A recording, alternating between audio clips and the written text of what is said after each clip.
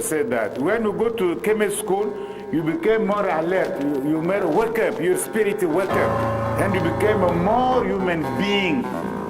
That's your character is built in a school.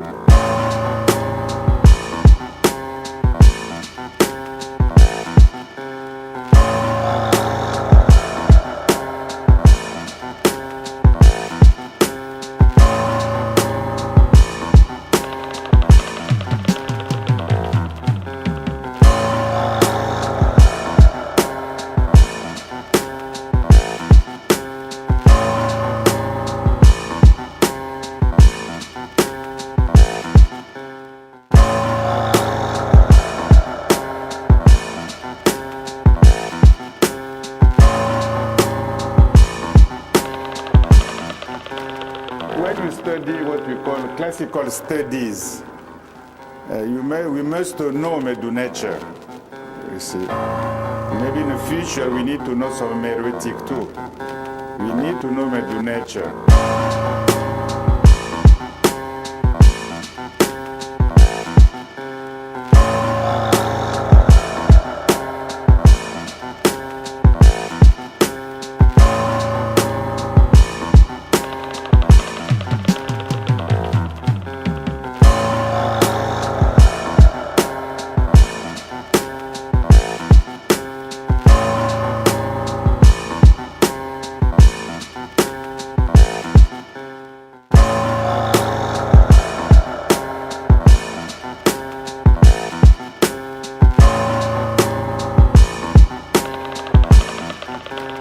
So the most achievement in Kemet for me is education. The way they think, they build, and they practice their education is very unique in history. Without education, I believe there will be no Kemet.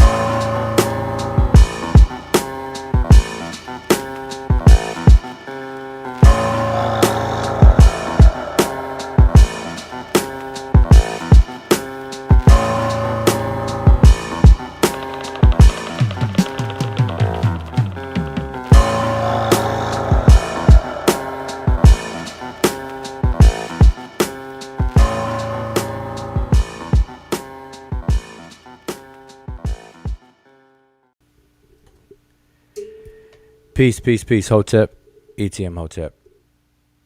It is 3:30, actually 3:43 a.m. on the East Coast.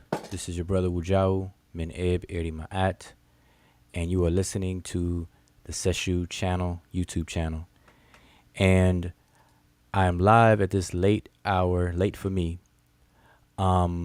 just to do a hangout and actually see if anyone is going to chime in the chat and hang out with me, or people that are on Chief X chat, his fans and groupies, and see if they can put money where their mouth is.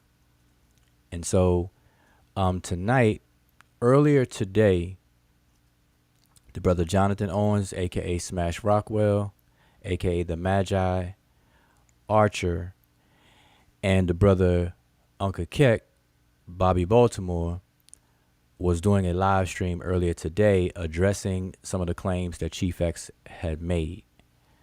They were on for, Smash Rockwell was on for quite some time. Unc had popped on the stream. I'm not sure at what point. Then I caught the tail end of the stream. While I caught the tail end of the stream, I came on the panel. The brother Chief X came on the panel for a very brief moment, and he refused to walk through his claims. He only wanted to talk to Jonathan, claiming to only be there for a little while because today was his fight night day, to watch fight night. So him invoking fight night, I wanted to set up a day and time with Chief X to where he and I, one-on-one, can walk through the claims that he's made and any claims that he made about anything that I've said is wrong. So, in good scholarly fashion, I wanted to ask him to set up a day and time for that discussion. But Chief X got off the live stream before I had a chance to ask him that. And he got off the live stream, and then later, which is live right now, he's doing a live stream addressing the earlier conversation in Chief X's normal fashion while he's high on drugs and not allowing anybody to come into his stream to have a discussion with him. So this was my second attempt to go to Chief X live stream while he's live and ask him to provide the panel link to StreamYard. Chief X uses StreamYard so that I can join with him one-on-one to have a discussion. He refused the first time, which was last week, about a week ago. And he refused tonight to give the link for me to have a discussion, which is his absolute right to do. It's his channel. He can do whatever he wishes with his channel. But at the same time, what Chief X is doing, refusing to give me the link, but he's talking about me and about his interpretation or whatever of my claims and things like that. Then he gets off topic talking about me and just lying.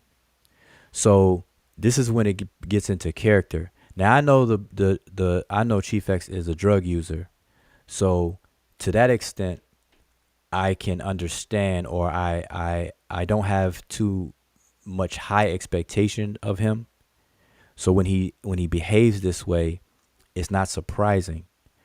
But what was shocking to me is I'm looking and reading the chat, and I realize that a lot of the people in the chat, not everyone, but a lot of people in the chat support his behavior and support his antics and ways that he carries on. And so it was shocking to me and very disappointing. So I told those people in the chat, because they knew I was in the chat because I was asking Chief X for the link. So two people in particular, the brother Mike Kikuj and a brother by the name of, I'm going to get his name right. Where's his name? Dwight Manzatti.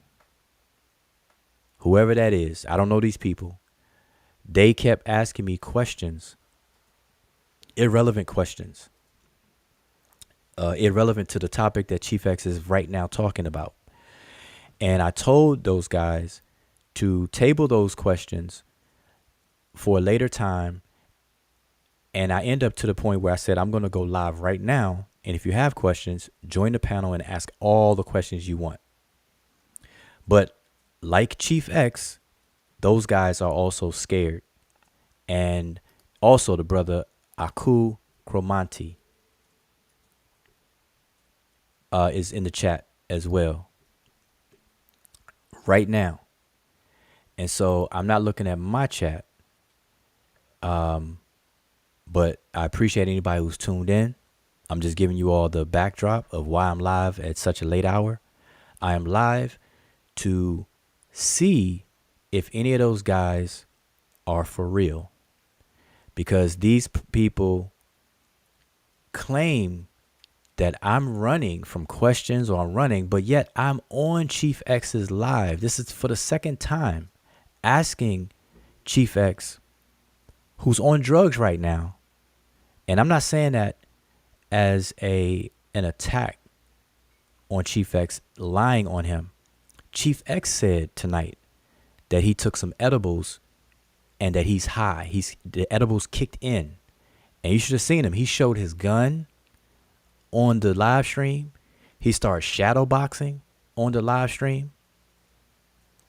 And he's cutting up. So, I've lost respect for Chief X a good while back now, for his behavior. So I'm not surprised. Like I said, What I am surprised at, or a bit shocked at, was his fan base, because I don't go to Chief X's channel often at all. Like I could count on one hand how many times I've been to Chief X's channel to watch his lives. And so I'm not familiar with his fan base, the people in the chat. So tonight, and then about a week ago or so, is really my first time paying attention to the chat. And so the chat acts just like him. When they say birds of a feather flock together, that is very, very true. So I'm here live right now. My panel link is pinned to the top of the chat.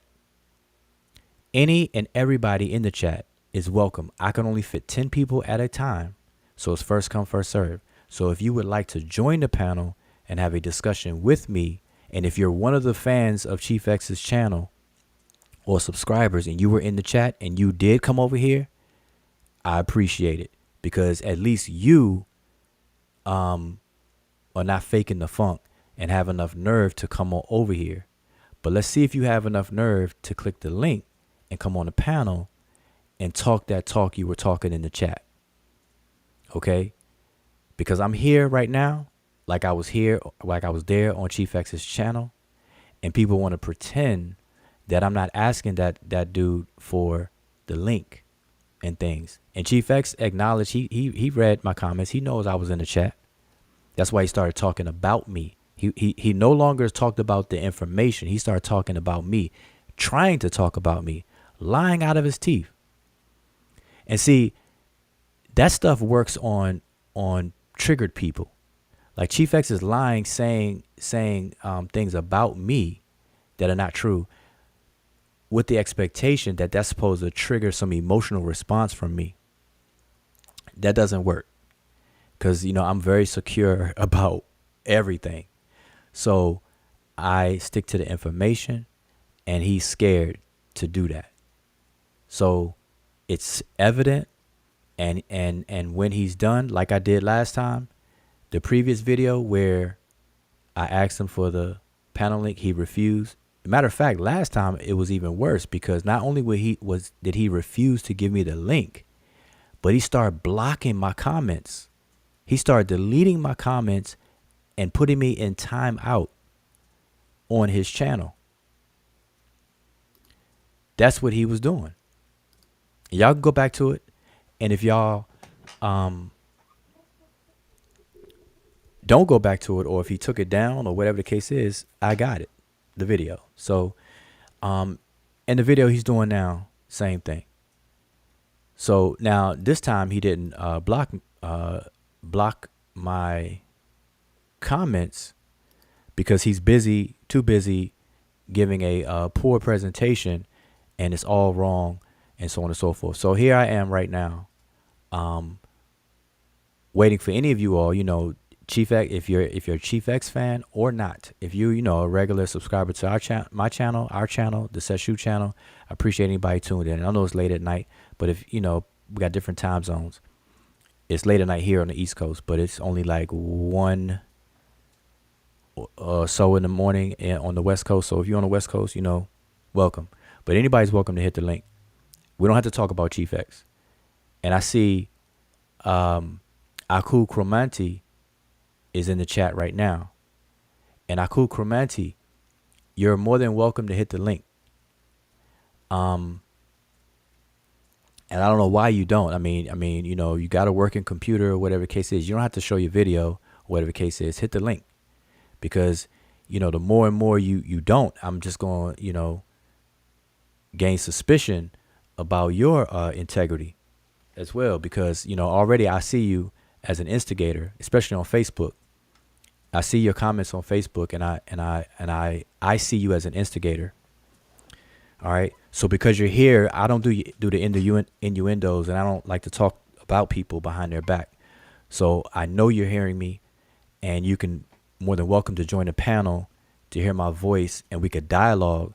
But right now, I know you to be an instigator on Facebook on these topics. And you don't really offer any information whatsoever except repeating what other people say, instigating, information, laughing, using all the emojis and things online, you and a few others. So that's how I see you right now. And that can change. We can have a conversation, and that could totally change. But as of right now, that's how I see you. So you can ask me whatever questions you want in the chat. You can stay in the chat, or you can come on the panel. But I'm really looking for those fans of Chief X.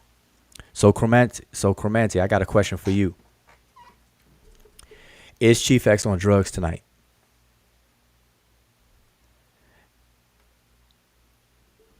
That's my question to you. Matter of fact, let me turn on this chat. I want everybody to see the chat.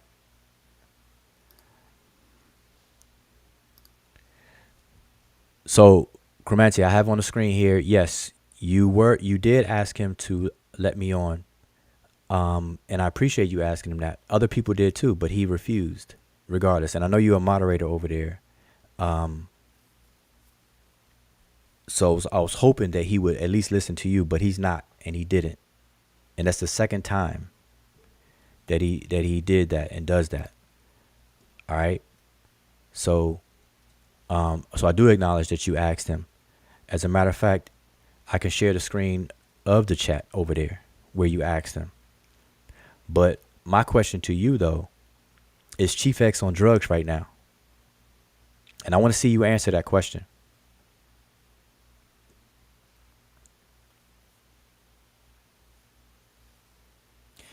In the meantime, while we wait for that lag and Chromanti to answer that question, anybody can come on the panel. Now, Inyame Ubuntu, peace to you, brother.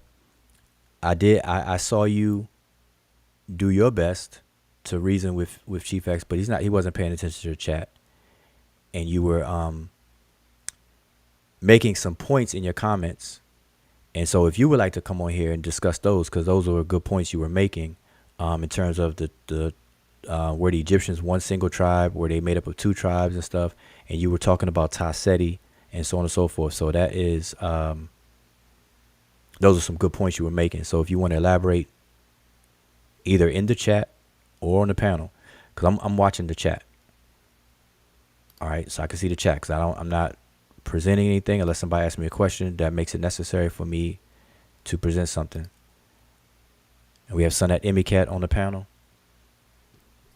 as well. So we're gonna hold it down for a while. And again, anybody and everybody, you all are welcome. Just so you know.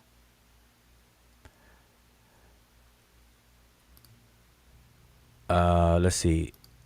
Everything is everything. He said, Wujao has a mean, passive-aggressive Shaolin style. Somebody in trouble. No, the thing is, like, see, with me, I'm a trained debater. I was on a debating team in college, and in high school and college. And in my experience, I'm used to the tactics on the pros and the cons of, both sides of the coin when it comes to debating, argumentation 101, et cetera, et cetera. So I understand it. I trained for it. And in my training, we had to memorize and know all logical fallacies, informal logical fallacies. We had to memorize those. We had to defend against them, and we had to commit them. So we were trained on both sides of that coin to be able to prevail in arguments and debating. And so when I see people act a certain way and do certain things, I'm used to it.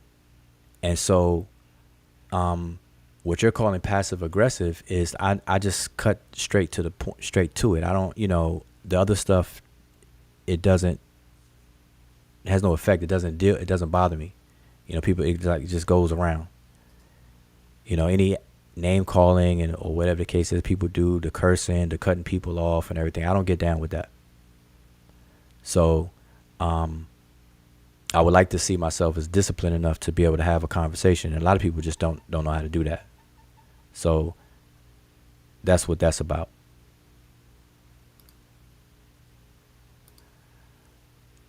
I think we should clarify exactly what is both sides are saying, seeing most of the things mentioned over the few months have been misconstrued. Yes, Cromanti, but you can't do that when people are trying to do verses, YouTube verses, like video for video. See, I'm the type of person that I get straight to it. I go straight to the person and I get straight to it. Tonight was my second attempt to speak to Chief X one-on-one. Now, it doesn't have to be one-on-one. Chief X could bring whoever he wants. But I show up to have a conversation with the man, and he refused to have a conversation. Now, Chief X showed up on Jonathan's Smash Rockwell's channel today while I was on there. And I was like, great, maybe we finally have a chance to have a discussion. But Chief X came on and put out a disclaimer that he can't stay long, and today is fight night. The moment he said that, I was like, okay, cool. I'm not even gonna. I already know where this is going. He's not gonna stick around to have a discussion. So I patiently waited my turn to talk. And when it was my turn to talk, I wanted to ask Chief X for a day and time that he and I could have a discussion. But he left. He stormed away because he and Unc got into a shouting match. And Chief X didn't obey Jonathan's rules of muting the mic and taking turns. And it's up on Jonathan's channel, Smash Rockwell. Just look up Smash Rockwell. You can see his channel. Y'all can see it for yourself. All right? I had nothing to do with that. Chief X ran or got off because of all that stuff. But he says they got all emotional. It was no they. It was no they at all. Because I go straight to the information. And I shared information today. And I don't mind sharing information at any point in time. But people, but I don't I don't waste time. I don't repeat myself unnecessarily and things. All right, now we got Aku on the line. Single tribe, or you made it from 2 tribes. And you're going to have to mute your mute your YouTube and listen in here.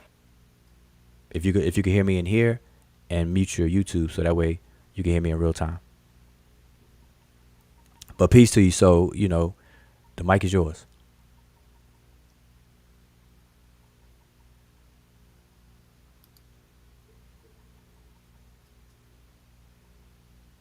Hopefully you can hear me. If you're speaking, I can't hear you. Just so you know. Can you hear me?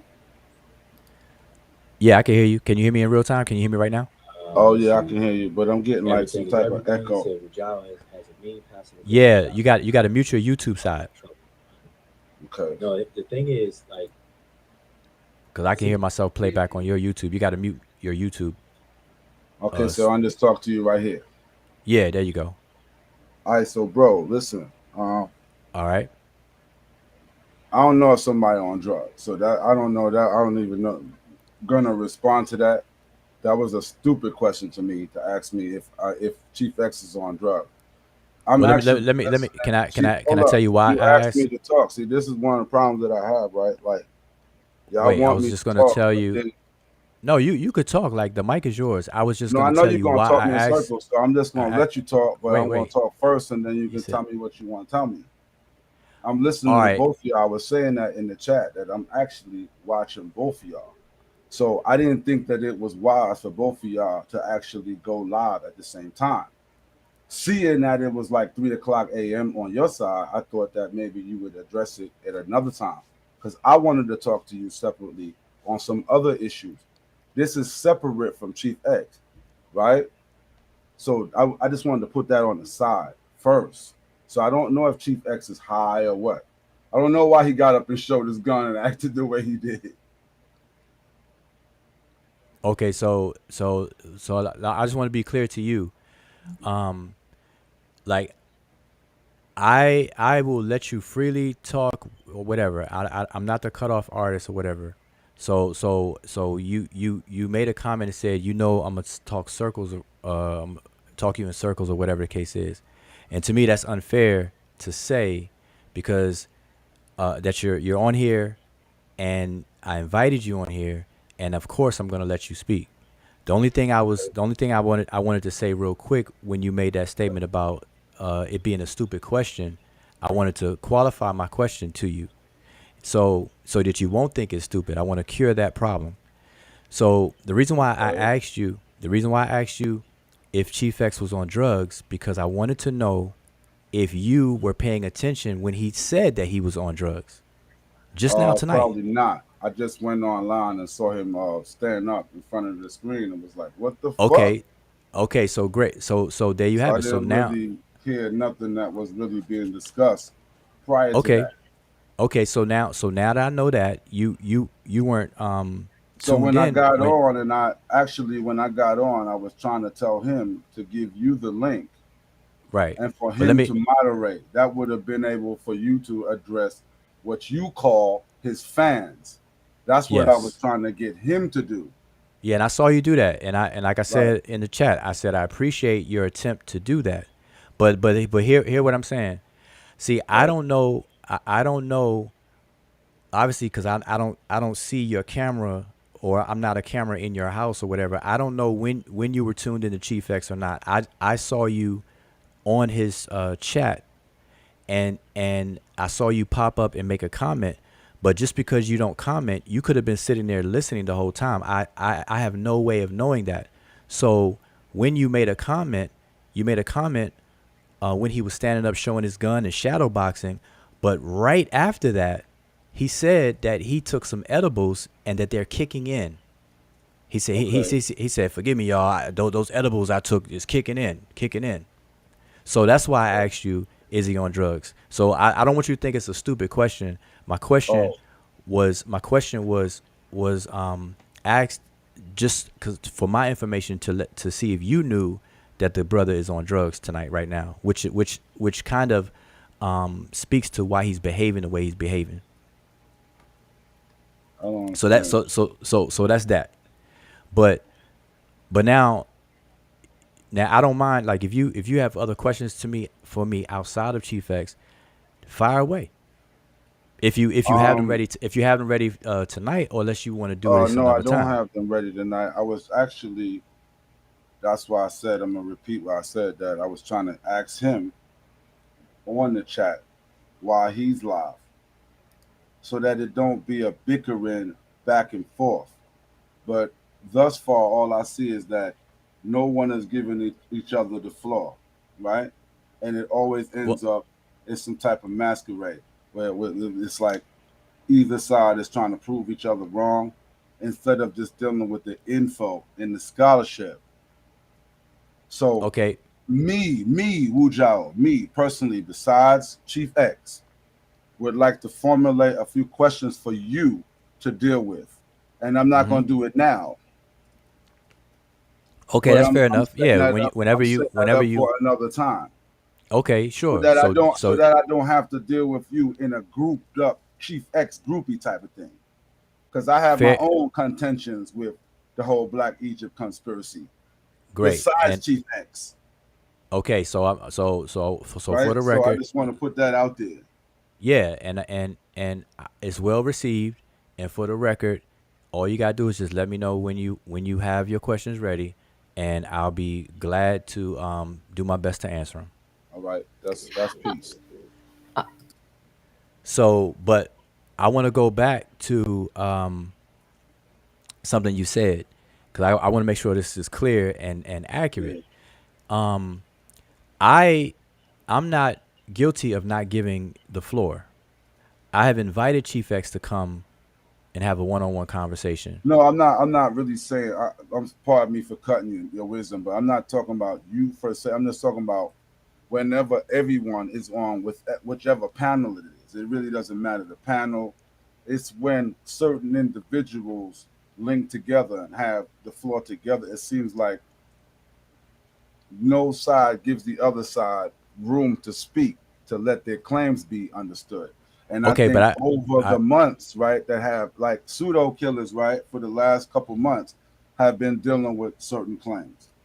And mm-hmm. it seems like when certain people go on other panels, it's like the claims are being misconstrued. So that's what I'm talking about. I think it needs to be an area where we can all talk, Mm-hmm. get the claims out so that they're not misconstrued, so that it doesn't go down months later and we still talking about this stuff. Because this I has been agree. going on, right? I It's agree. ridiculous how long this has been going on.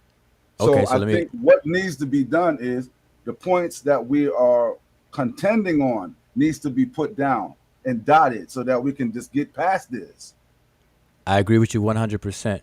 But what I want to make clear though is, and this is for the listening people on this channel, is that Okay. on this channel, that doesn't go down. We don't cut people off. We don't curse people out. We don't do the ad hominems. We don't do the name calling. We don't do any of that stuff over here. So this is a safe zone, and our record, the archives of our videos, is proof of it. Okay, so none of that stuff goes down. Notice I just want to separate what we do, me, and what we do here from the Pseudo Killers channel and that panel and any other panel. So I want to make that clear to you and everybody in chat. So people are Ujo, welcomed here. do you welcome Egyptians on your channel? You mean people who live in Egypt right now? You talking about modern Egyptians?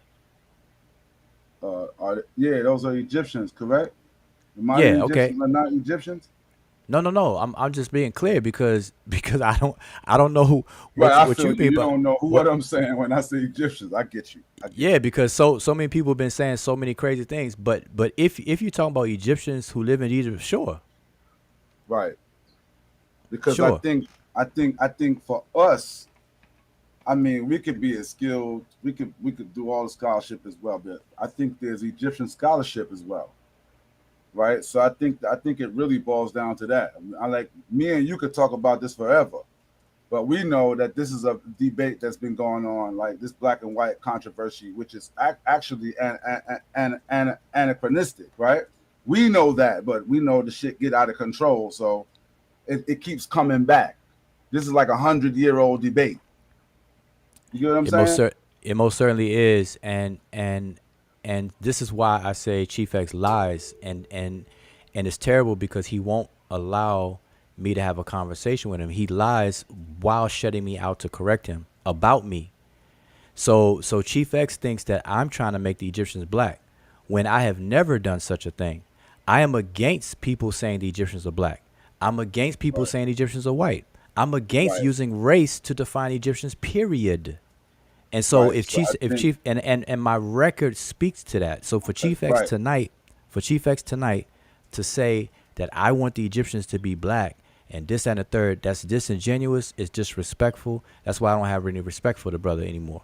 So and I'm not putting you in that bucket, but I'm just clarifying for you that one, yes, I put the panel link for anybody to come on. I don't discriminate. I don't care. I don't care if you're I think Egyptian, Uja, I think the Chinese, or problem whatever. really, I think the problem really stems from, I mean, as far as scholarship, is are we dealing? I've seen you do a presentation today about how scholars have been using mostly scholarship that deals with the Mediterranean and not the influence from inner Africa. I Hmm. think at the end of the day, it doesn't really matter what me, you, what nobody say. I think the expert and the scholarship should speak for itself. And I think if we can prove that the culture, because as you said, culture is king, right? If we can Absolutely. prove that the culture came from the South, then we can move forward from that one point. So, like I said, if I dot down the questions, I think it would begin there. That's where the first question I would want to ask you: the Okay, no evidence and problem. the records and the scholarship pertaining to the culture and where it derives from, or if Oh, Egyptian culture is a homegrown culture within itself. Did it come from no somewhere problem. else, or is it a homegrown culture within itself? And that's That's no problem. that's one And of the actually, questions that I would want to ask you. Okay, and I'm gonna say this. That's no problem with your question, but I want to let you know I did a presentation on that already, fairly recently, and it's in our archives. But I don't mind repeating it. But just to let you know, I've covered that already. Okay. So that So would be, just to clarify that. But as far as X, he gonna do what he do, and I don't think neither one of y'all should pay attention. I think at the end of the day, just let the scholarship speak for itself. And I'm just gonna formulate my questions, man, and it should be a learning experience for me because I'm not sitting here acting like I know it all. I'm not the expert in this. All right, so I'm gonna learn, and I'm gonna present what I know from the questions that some of the information that I've learned over the okay, years. so That's allow all allow. it'll be. Okay, so allow me 2 minutes real quick, just to clarify something to you that will help you formulate your questions. I want to do this because I don't want you to ask me questions that are not relevant to me. You know what I'm saying? Thinking you may think that I think certain things, and it may have been mixed up with other people's claims and so on and so forth. So I just want to lay out something to you real quick, so that you can ask whatever questions you want around my stances on things. You know what I'm saying? That'll save some time. So let me just run through a few things real quick. So number one, I'm against using the modern social construct of race when defining the ancient Egyptians.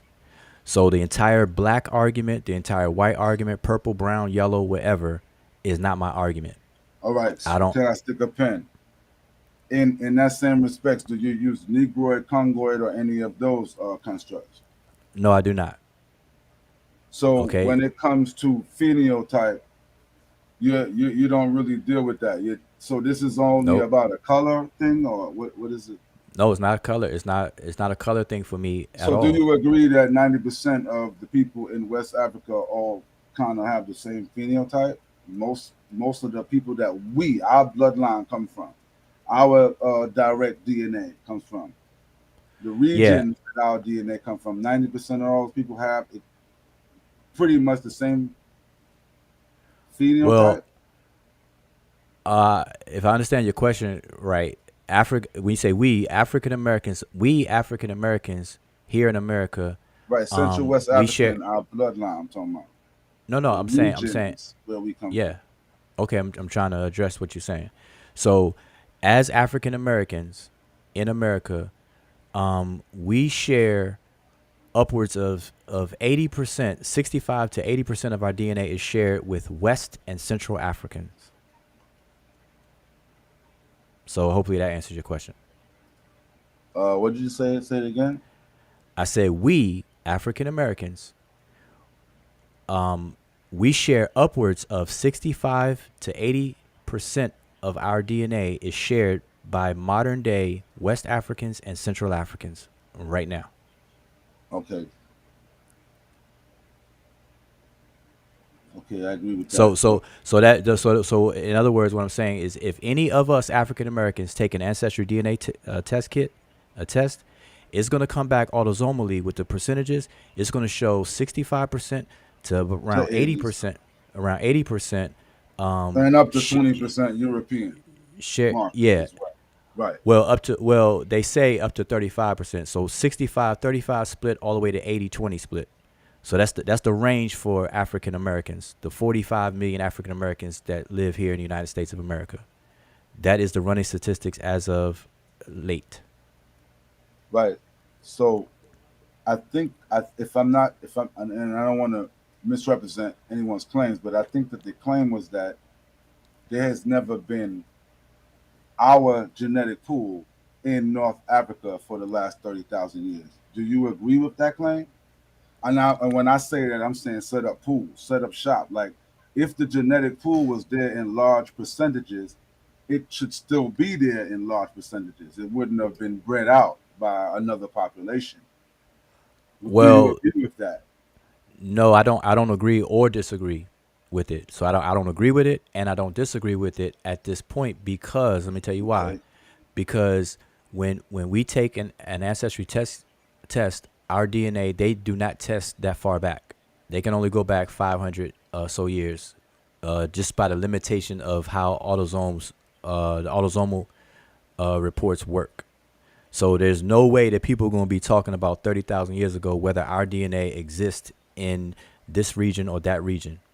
It doesn't exist. You can go to 23andMe, Ancestry.com, and all those places. They will not map your genome and give you a report for 30,000, 20,000, and so years ago. They don't do that. All right. So would it be So safe to say it's that not available. would it be safe to say that it's correct when they say that the Black Pharaohs came at the 25th dynasty, or are there some other Black Pharaohs that we should be looking to as a staple of what we are talking about when we say Black people was in Egypt? Well, I don't say black people in Egypt, and I think the black pharaohs and all that black stuff is a misnomer. So what the facts state is that the 25th dynasty was composed of people whose origins were in Kush, and they became Egyptians, and they ruled Egypt simultaneously with Kush. For example, Taharka. So if you want to look at an example, just look at Taharka. He was his place of nativity was Kush, but he became an Egyptian, and he ruled both Kush and Egypt at the same time. Where was he buried? You said where was he buried? Yeah, where was he buried, and when was the first attestation of Kush in the Egyptian record? I think that's what give us a kind of timeline, so that we can understand when Kush came to Egypt, when they became Egypt, like with a timeline. So who was the first to mention Kush in the Egyptian records? Do you have any records of that? Yeah, well, off the top of my head, and I could probably Wasn't find it like something. Senuseret, one of them like that? Well, let me just respond. So, off the top of my head, there's the autobiography the autobiography of Winnie that mentions Kash, which we pronounce as Kush, and it mentions all of the Nahisi groups, or some of the Nahisi groups that are in that area south of Egypt. And the autobiography of Winnie is Old Kingdom. Okay, so you do have that there as an example. So that's the answer to that I have on top of my Kush head. was mentioned during the Old Kingdom, during the autobiography of Winnie, you said? Yes, you'll find it as spelled as Weni or Una. Bud spells it as Una, Una, Oh, Una. and others spell it more close to how it's notated in the glyphs, which is Winnie. Wena, Winnie. I'm Okay, giving you both. I'm giving you both spellings. Okay, so just so that I'm following. So Kushites, you're saying they came to Egypt and became Egyptians? No, I said culture, I said Taharka. No, I specifically mentioned Taharka, but if you want to broaden it out to all Kushites, no, not all Kushites came to Egypt. So Taharka was an Nubian then. He was a Nahisiu person from Kush, and he became an Egyptian. Mean Nubian? Yeah, people call that area. I mean, Kush and Nubia, people interchange that. So if that's what you do, then that's cool too. But I'm asking, calling it. I'm asking, is he a Nubian or was not he a Nubian? He was a Kushite. See, you read the language and know the Hinisihu and all that. I'm just asking so that I can understand as we go along. Yeah, no problem. Was Taharka from Nubia or was he an Egyptian? What do you say? Was he both? No. What I said, I'll repeat what I said. Taharka was his place of nativity, birth, was Kush. Got it. All right. So he was Kush. He was a Kushite. He ruled Egypt. He came to Egypt, became an Egyptian. He ruled Egypt and he ruled Kush. And if you don't mind, we could pull up, do a real quick. I could share the wiki article on Taharka right now, and you can see, real brief. You can just see what it says about him. If you Okay, want you can do to. that. Go ahead. I got some time. Go ahead. Okay, so we could do that real quick. Let me do that real quick, for you, or for everybody watching. Right. All right, so this is Taharka's wiki article, the Free Encyclopedia. And just let me make a comment about Wikipedia. I have no problem with people using Wikipedia, Okay. Okay. um, All right. at all. But what I do recommend people to do is to Further always research. always look at the The references referencing. and and Gotcha. and and seek them out. So I have no problem. But this is Gotcha. Taharka. Okay, it says that he was a pharaoh of the 25th dynasty of Egypt and a Kore, which is king of the kingdom of Cush. So you see, he was a pharaoh, which is the king of Egypt, and the king of the kingdom of Cush. All Okay. right. So I'm just letting you know that he was both. Okay. So go And down to the early okay, life, so I can see where he was early life. from and the ruling period. I just want to see that part. Okay, Taharka was the son of Pa or Pai, Pai. some people say. Pai. Yeah. Mm-hmm. The Nubian king of Napata, who had first conquered Egypt. Taharka was also the cousin and successor of Shabitku.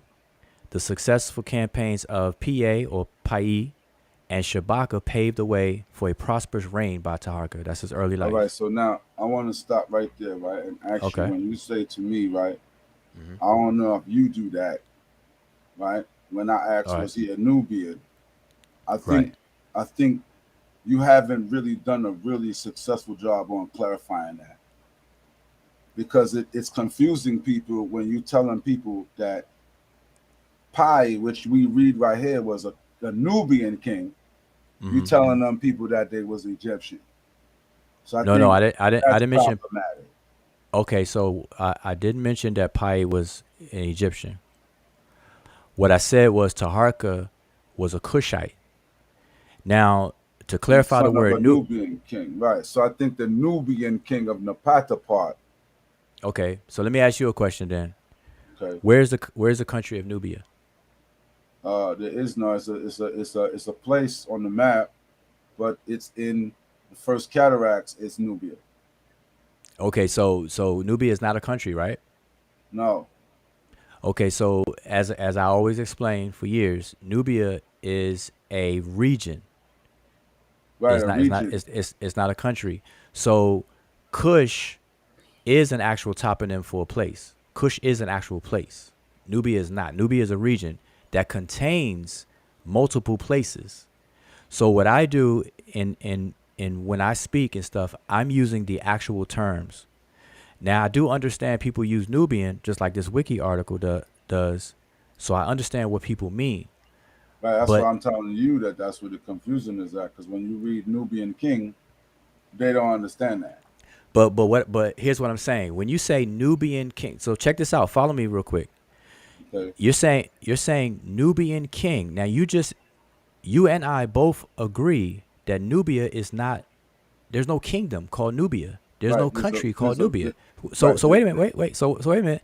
How can think about this? How can somebody be a Nubian king if there's no Nubia to rule over? There's no Right, but I country or kingdom. Wait. but I what just I'm all saying right. though, I understand what you're saying, but what Okay. I'm Just, saying but is just that answer that though. Just answer that for me though. no, it How can't be if there's no Nubian, and Nubian is a region. I understand that. Okay, there you go. But All right, what so I'm me and you asking, agree. no, I get that. But what I'm asking is when it says when you say Nubia is a region, right? Yes. Yep. It's still not referring to an Egyptian, is what I'm is what my contention is. Even though Egypt is has a nation and it's a region that has parts of Nubia in it. And I'm gonna use what you say. I'm gonna Hmm. say culture is king, like you do.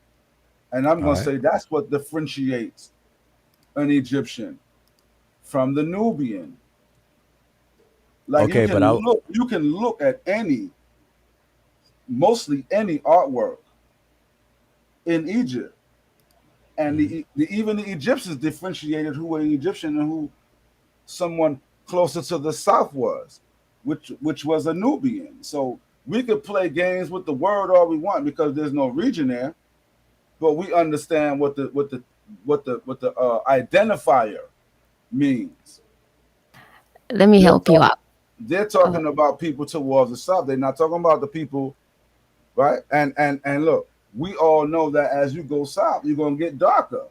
So I'm not saying that there wasn't any darker people in Egypt. I'm saying there's no sub-Saharan African people in Egypt. Okay, so we all know darker complexion don't mean you us, right? Don't mean you black. There's Mexicans darker than me and you, Wujao, put together, and they not us, right? So we're not using color. I think we're dealing with genotype and phenotype here. Okay, so all right, so what I want to do, when to use Nubia, we know that them people towards the south would have been darker, but northern Egypt, those people remain the same relatively for thousands of years. They got images on the wall where they show you them looking dark, and they mortuary temple they show you them looking light.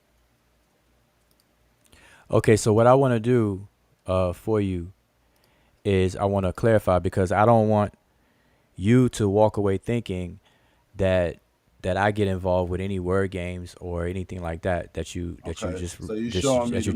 just mentioned. All right. Okay. And I wanted you to follow the logic of what I was saying, and it seemed like you were, because I said that in order for somebody to be a king, they have to have a kingdom to rule over. Would you agree with that? I'm not too sure about that, because I know that people from Nubia, right, was assigned positions in Egypt, but they also knew that they were Nubians. Is what my case is that they knew the difference between an Egyptian and a Nubian. This person at the bottom, Nahisu, right here, they knew that this person was not an Egyptian.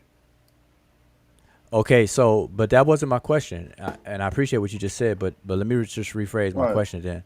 My question to you is, in order for somebody to be a king, by definition, a king is a ruler of a kingdom. Am I correct? Correct, yes. Okay, so if you're saying Nubian king of what? Because if you say Nubia king and you agree that Nubia is not a place, it's not a country, it's not a kingdom, then when you say, well, wait a minute. All I'm saying is that cut through the chase of all of that, and I call these people who and what they actually are. So this is what I'm saying. I want to understand this from you, Wujao. When you look up Black Pharaoh, and it says the 25th dynasty, also known as the Nubian dynasty, is that incorrect based off of this info that you're telling me? I would hope, and I recommend people to stop using the word Nubian, because it is confusing. And this is the problem that you're having right now. And so I clarify it. And it's very easy to clarify by simply calling these people what they call themselves or what the Egyptians call them, as we have records for. None of these people call themselves Nubians. Okay? And I have shown over and over and over again that the word Nubian was simply a replacement word for the word Negro in scholarly works such as Breasted and Budge and so on and so forth. That's all that is. So I use the correct terms. I use the actual attested terminology, and this clarifies everything. There's no confusion. So when Breasted did that, did he do it off of, we know they didn't have, we're not mentioning DNA. Did he do it off of the phenotype that separates the people from Egypt and the people closer to the south that we call Nubians today? Did they make that distinction based off of the phenotype of the people and the culture? No, what they did was they simply fell in line with the demarcation of Egyptos versus Ethiops versus Libya. And that's what the Greeks did when they sliced and diced Africa. Yes. Libya was to the west. If you look at the older maps of Africa, you'll see how they divided Egypt in its own little valley region. They call it Egyptos. Everything below that was called Ethiops. And everything to the west of that was called Libya or Libyos. However they pronounce it in Greek. Wait. So okay, I'm gonna do that, but I just want you to understand. Explain, so maybe I get an understanding, because I'm still I'm not really using the word Nubian. I'm dealing with the people, and as you say, the culture. I think there's a differentiation between culture within Egypt and these people towards the south. That you're saying that using the word Nubian is an incorrect term. I'm saying that those people, whether they came in many different groups, I'm saying that the Egyptians knew that they were different to them. That they were, of course, they did, different group. Yes, they did. They absolutely did. Brother Huja. Yeah. Hold on. I'm gonna open your mic in 1 second. Just give me a second. Let's explain this map real quick, and then I'll pass the mic. So, because I don't want to lose my train of thought here. So, Aku. Yeah. So let me go backwards. What you just said is well known and well established, that the ancient Egyptians are different than the Nehisiu. Okay, the Nehisiu culture was distinct from the Egyptian culture. Culture, that's what I'm trying to. Right. Okay. Go. Okay, so everybody, this is well established. Now that's what you last said, but I want to back up to explain this region called Nubia. Okay, now on this map it says Lower Nubia. This is what people understand it to be. This region was never called this, and the people were never called Nubians by themselves or the ancient Egyptians. That's more of a more recent term. Respect to the people who use the term today and call themselves Nubians. But isn't that interchangeable with different groups of the Nehisu? No, it's actually not. And I'm gonna tell you why. I'm about to tell you why. So Nubia. So you and I both agree that Nubia is a region that is no different than the region we call Middle East. Okay, like we call the Middle East. The Middle East is not a country, it's not a kingdom, but it's a region on the map that includes several countries. So we know Iraq, Kuwait, and all that stuff is in the Middle East, right? Right. Okay, so Nubia is also a region, and this region covers an area roughly from the Nakada. Now let me I got this map. I got this map. This is good. I know what you're talking about. Nakada all the way down to what? Yeah, so Nakada's right here. I'm just doing this for everybody else. So Nakada right here. So about from Nakada all the way down to roughly where you see beyond Abu Simbel. It's pretty much here. So this pretty much extends the region that people call Nubia. Okay, and it includes let me see if I can bend this down some. So this includes the area of Nubia. Let's move the arrow down to where it extends to. Can you do that? All right, let me do this. Just so everybody can see it. So roughly about here. Right, there you go. Okay. So this curve, the river, it curves back up in the northward direction. So if you draw this imaginary line, because Kush is a little bit out of there. So roughly, now these are just, I'm just doing a rough region here. Wait, hold on. All right. So from Nakada all the way up there, down there.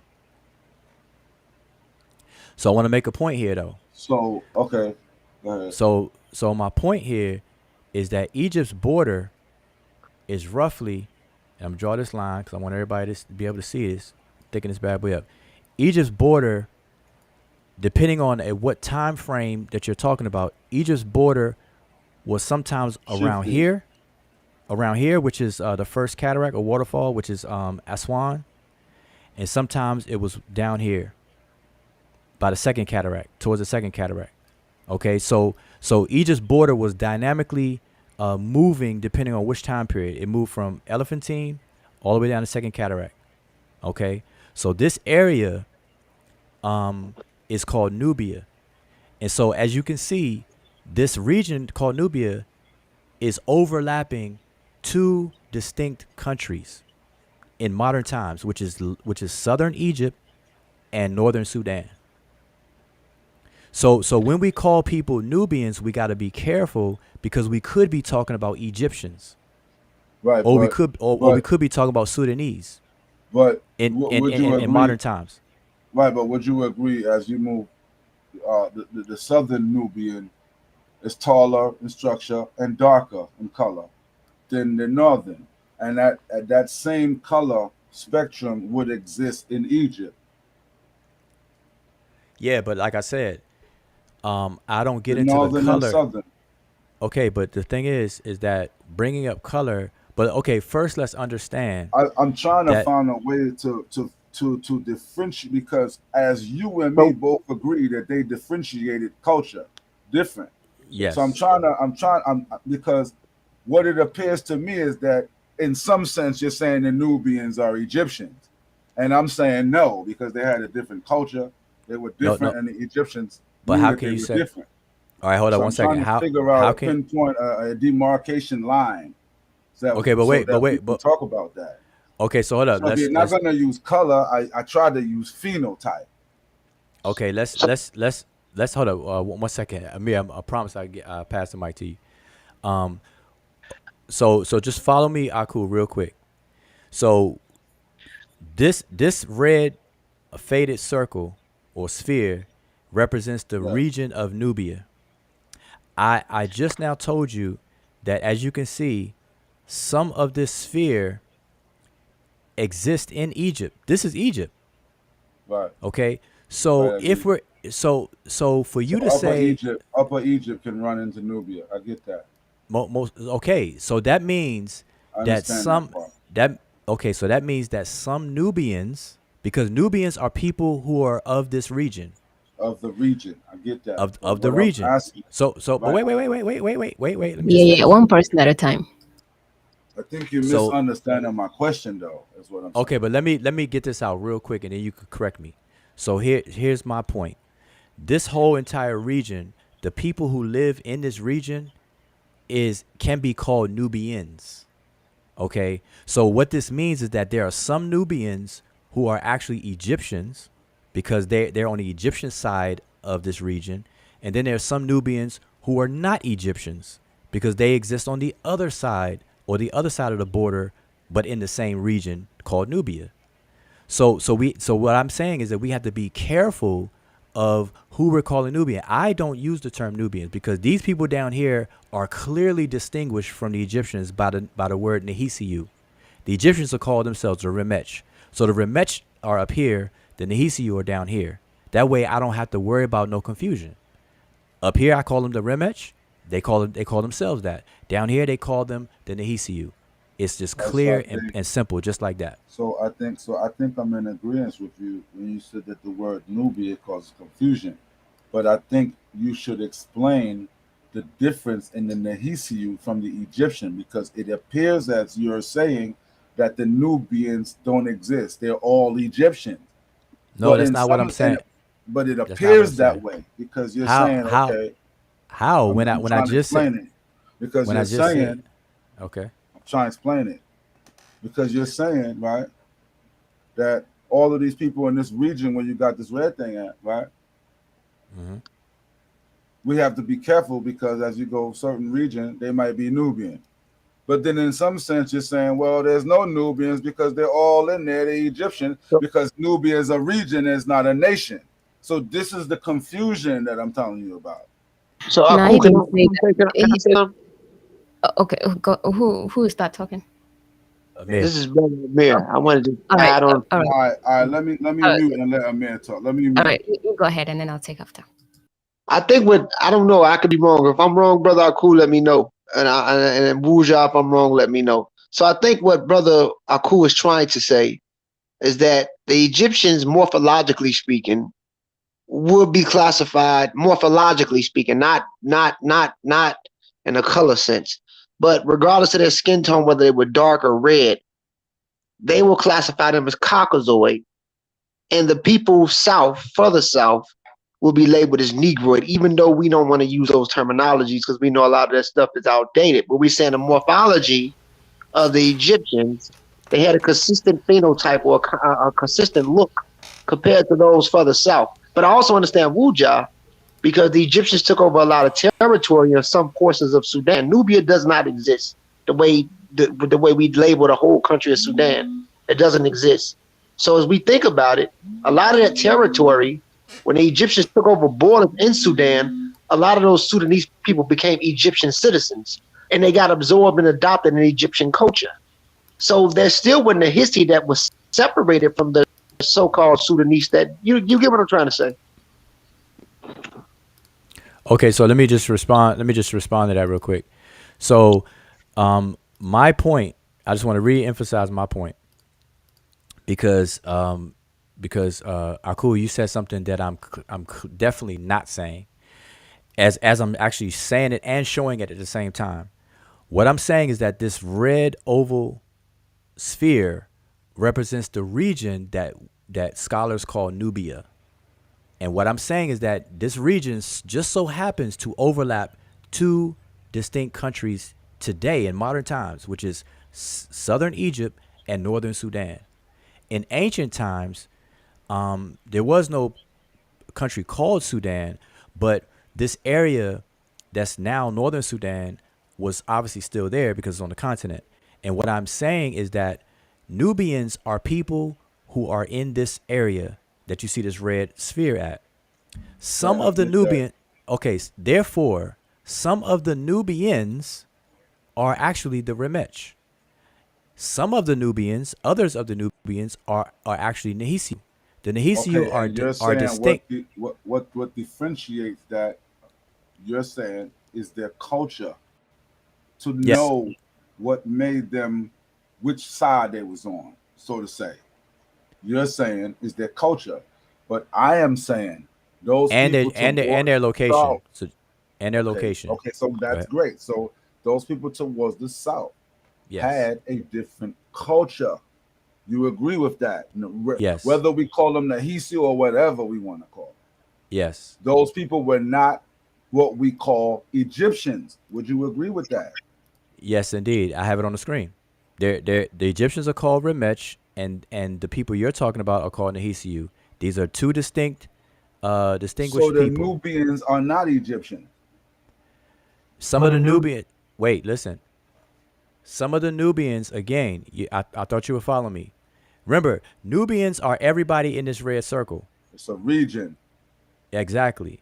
So if a Nubian lives up here, they are an Egyptian.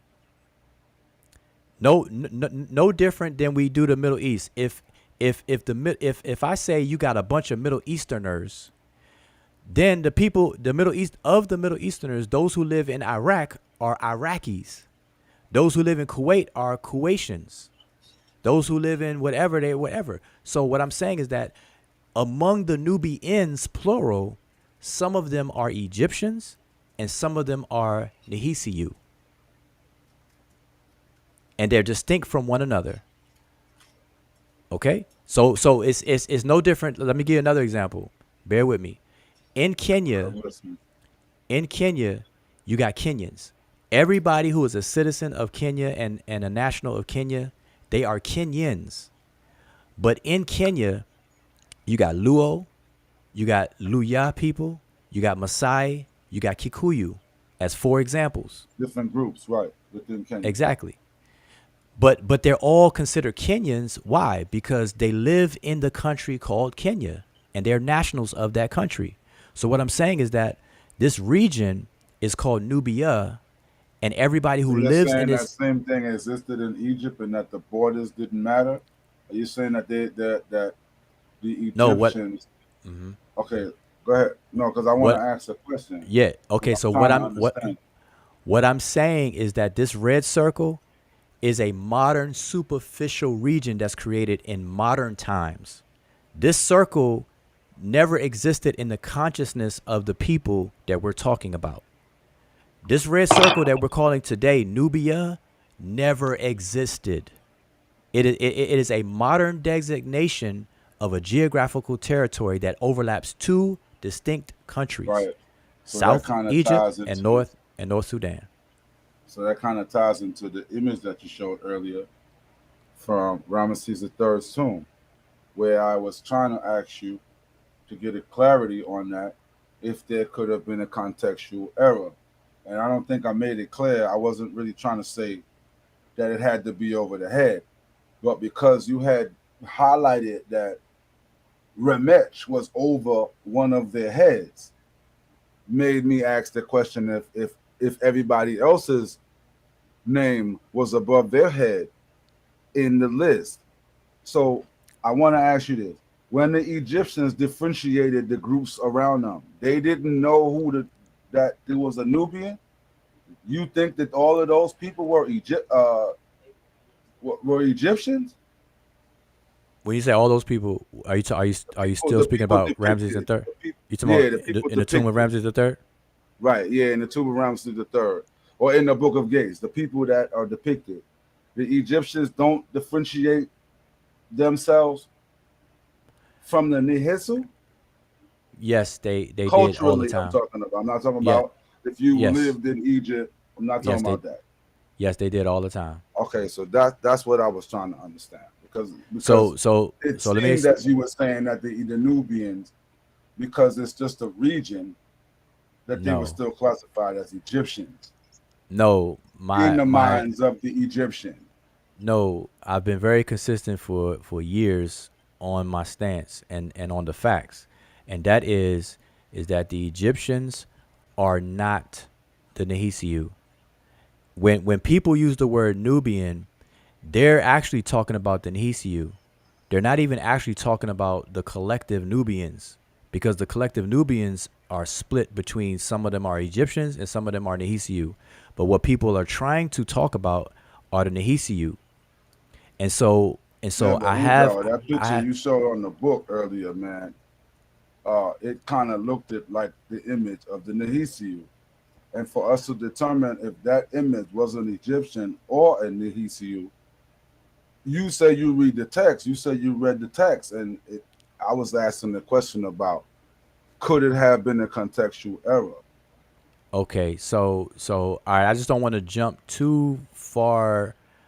So let's move over to the Because if tomb. an Egyptian looked like a But Nubian, and we no, I agree hear you. that they I were hear you. different, No, right? We agree I that hear the you. culture was different. Okay, I hear you. I hear you. I just have a question for you. Are we clear on what I'm showing on the screen right now, though? Because we Yeah, could yeah, move. I We could understand move. that it's a region and anyone could be born within there. And if you go over that line, you could have been a Nahisiu or you could have been a Remech, depending on where you was, the region. I understand all of that, And where your allegiance lies and what culture that where you your live, allegiance right? lies. I got And that. what culture you live, right? Okay, so all right, so let's move away. So let me take this down. I'm gonna Mhm. from this, Mhm. and I'm gonna bring up the tomb of Ramses III that you're asking about now. But we have one community on here, and I want to make sure everybody get a fair shot at speaking on the mic. So one community. First of all, welcome to the panel. Blessing. Grand rising, everyone. Great conversation. I just wanted to come give you some flowers to you and the sister, most definitely. I found this channel maybe like a week or so ago, and I've been listening and learning a lot from y'all too as well. But just to say one thing, right? Because I don't want to. I like where you're going, and I really want this brother to get some kind of clarity so that he can get what he needs exactly, right? But why is it so much different? Right? If we like go back to like even I just went to I'm in the UK and I just was able to see like the Norman's palette as well, right? I'm from New York, but right now I'm just in the UK. So but everything started from moving like from upper Nubia, what we would call that region, going up into what we would call Kemet or Egypt or where we would go, right?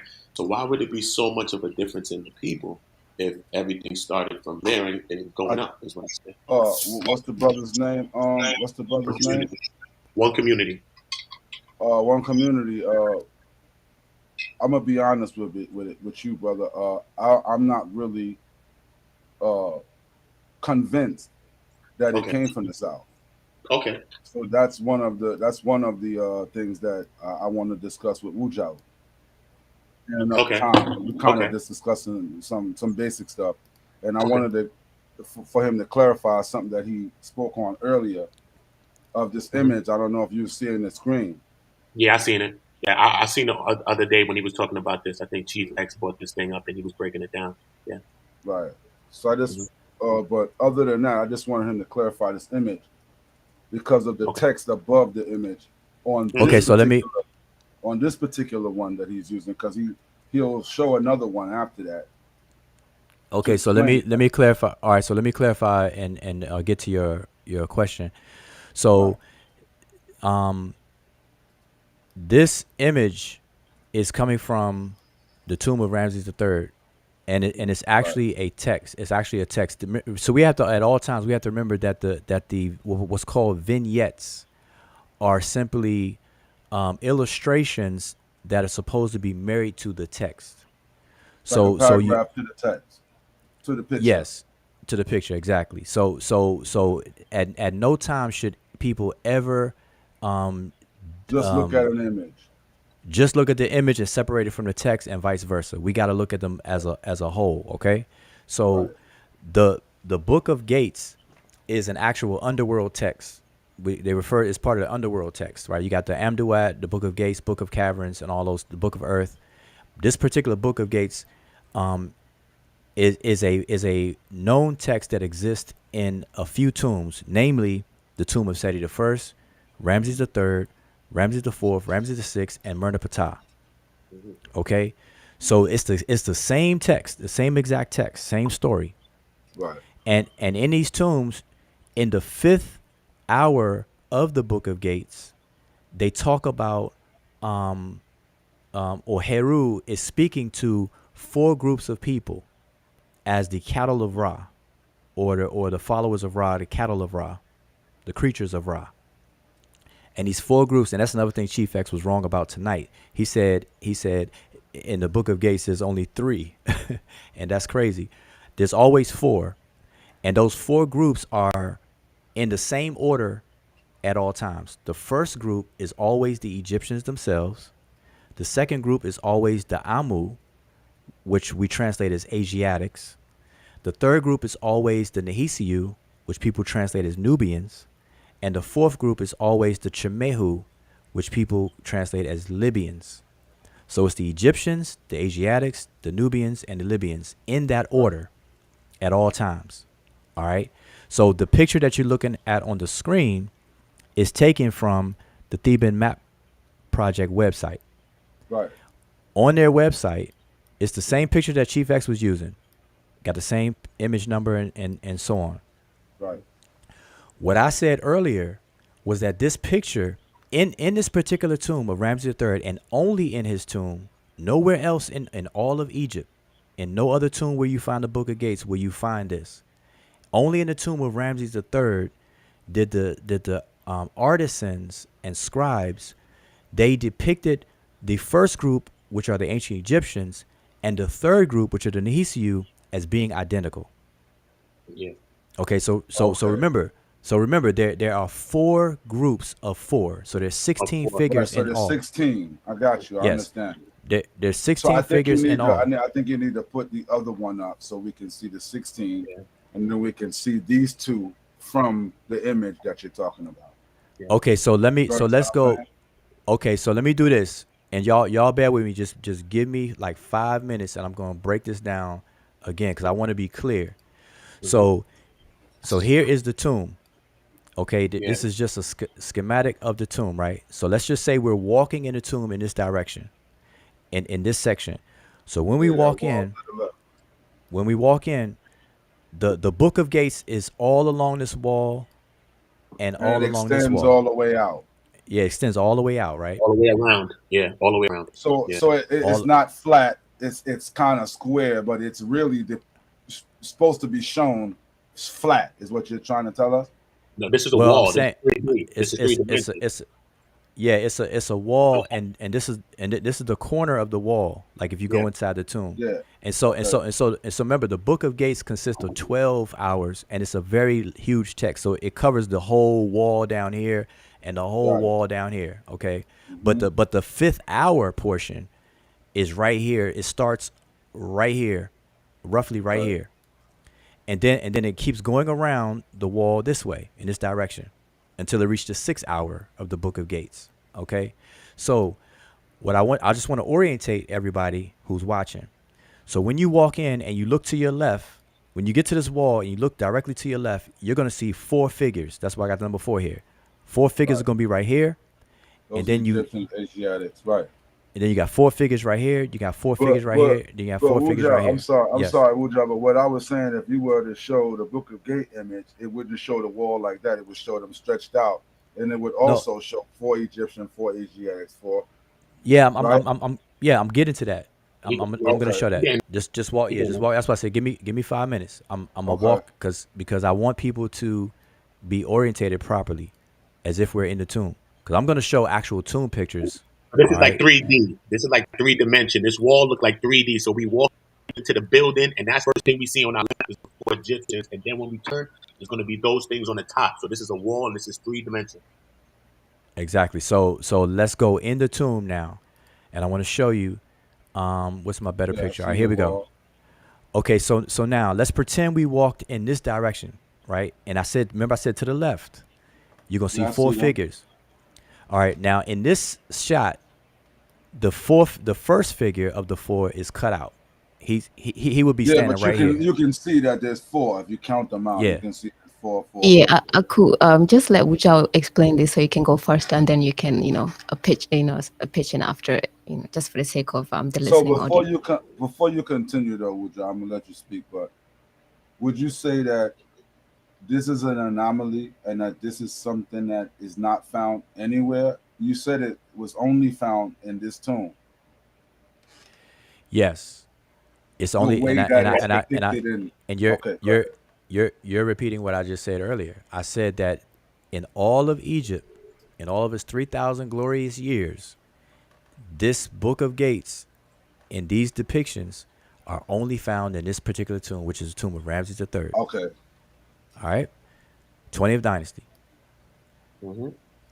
So what I'm saying here is that you got 4 Egyptians right here.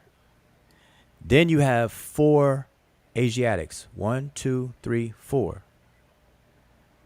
Then you have 4 Nehesiu, which people call Nubians. 1, 2, 3, and 4. And then beyond that, you have 4 Libyans. Now you can't see it because of the reflection of this glass right here. So now, as a side note, Chief X tonight said that the Book of Gates, the 5th hour, has no Egyptians. And he's absolutely wrong. He said it only has 3 groups, but it's clearly 4. Everybody who knows about the Book of Gates knows that. Even on Wikipedia, when you look up the Book of Gates on Wikipedia, it tells you that it's always 4 groups of people. So I really don't know where he got that from. But I'm showing you the actual tomb itself. So these 4 people, now I want you to notice that these 4 people or figures are identical to these 4 over here. Okay? And it's only identical in the tomb of Ramses III. Everywhere else where this book is illustrated and have vignettes, the Egyptians are look distinguished from the Nehesiu. Right. Okay. Okay. So now that we know where we are, I want to go back to this Theban map picture. So this Theban map picture, the picture that they're actually showing, they have it listed as Nubians. You see that? They said Nubians of the 5th hour of the Book of Gates. And what I have always said is that this website is wrong. The Nubians are in the tomb, as I just showed, but these 2 figures right here are not them. So even the Theban mapping website is confused. They're showing the Egyptian figures, but calling them Nubians. Okay, Wujab. Yes. Could the Egyptians have gotten it wrong when they put it on the wall? Because what do you mean? What do you mean by wrong? Because it's only in that place. It's not depicted nowhere else. No, but okay. Let me answer your question. Could they have gotten it wrong? If Okay, Okay, wait a minute. Let me I didn't answer. get to ask my question. Go ahead. All right, You go go ahead. ahead. No, go ahead. No, go ahead. I want you to get your full No, I'm question out. Go ahead. listening to you. You go ahead, bro. You teaching me. Go ahead. Well, but I want to be able to answer your full question. So go ahead. So I'm asking if the Egyptians could have gotten it wrong, Okay, so I'm gonna answer your question. because Um, you yourself admit that it's only in that place, and they depicted the Nehisu like the Egyptians. all right, And so then so now you're telling me that these people are what you said this came from, this picture came from? the tomb of Ramses III. No, the other one. This one that you Oh, say is the incorrect. the Theban mapping Right, the website. Theban. So you're telling me that the Theban Mapian are classifying them as Nubians. Yes. But on this picture from Ramesses the Third's tomb, Mm-hmm. the way it's depicted, they look like the Nehisu. Correct. So now let So me answer your the question. Egyptians have got it wrong by Let me, saying that those were the Egyptians and these were the Libyans and so forth. okay, so let me answer your question now. I fully understand your question, so I'm going to answer it. So while I'm answering it, I'm going to change pictures because I want everybody to see this wall very clearly. So Okay. remember what the arrow's pointing at. Right. I'm going to deal. I'm going to. So remember at all times, the first group of four are always the Egyptians. The Egyptians first. The second group is the Amu or Asiatics. The third group are the Nehisiu or Nubians, and the fourth group are the Libyans Or the Libyans. or So Chimehu. All stretch right. it out with the Book of Gates one. Okay. So now I'm going to show this wall right here, straight on, as if now we're facing it. Okay. And here it is. Okay. So Here we go. now we're facing the wall of that first set of four figures. Okay. All right. Now, to answer your question, the Egyptians were very clear on labeling who these people were, who these figures are supposed to represent. And they labeled it not as Nubians or Nehisiu. They clearly carved and labeled them as the Remech. Right. As we I can see, understand that. I as understand that. But as we can see in the that glyphs. still doesn't answer my question. What I'm saying Well, is, could they you have wait, gotten that? you asked if they got it wrong. Now, how could they get it wrong if they tell you right in your face that these represent the Remech? They did not get the name wrong. Now, okay. So let's use culture. Are they dressed like the Remech? No, So regardless of what they wrote, you understand the culture, Wujao, and you understand that those are not Egyptians. Am I no. correct? Listen to what I'm saying. The figures you're saying your question should be I, asked. Did they? Wait. Let me just get this out. Your question is really about the figures and not who they represent. Because you're saying, did they get the figures wrong and not the name? Because the name is absolutely correct. The Remech are always the first group in the Book of Gates. And remember, these are vignettes that are supposed to be illustrations of the text. The Remech are always mentioned first. And I pointed that out earlier. You can see the name right right, here. They're always mentioned first.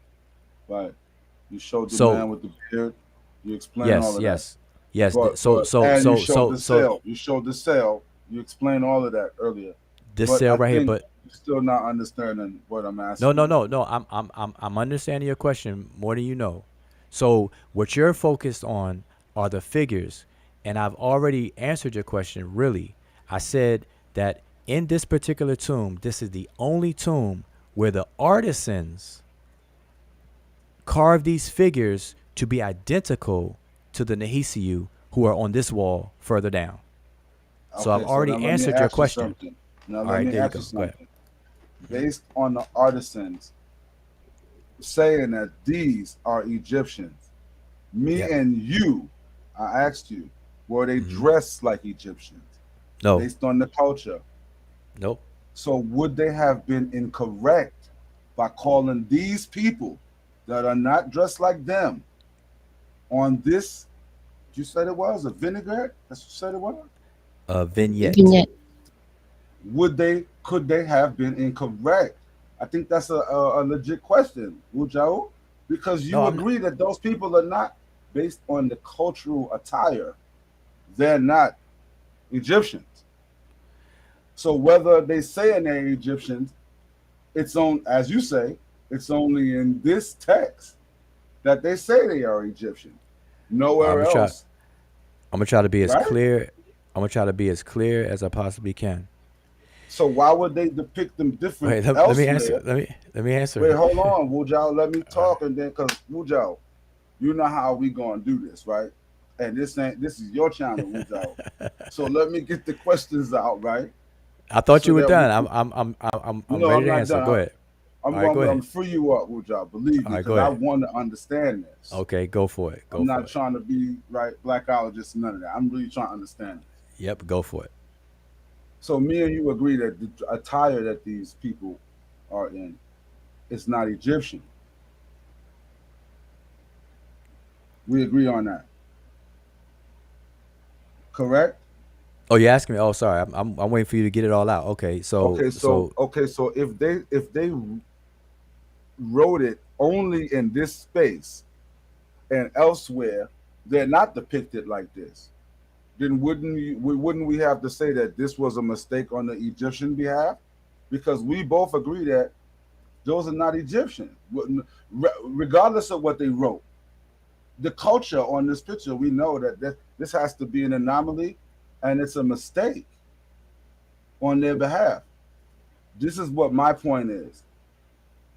These people are not Egyptians based on their attire. So now you go ahead and tell me what you got to tell me. All right, so let me loose. All right, so as I've said for years and years now, I've said that out of all of ancient Egypt, this is the only place in all of Egypt where I said that. you Right, you said it 3 times. Yeah, yeah, where you will ever find the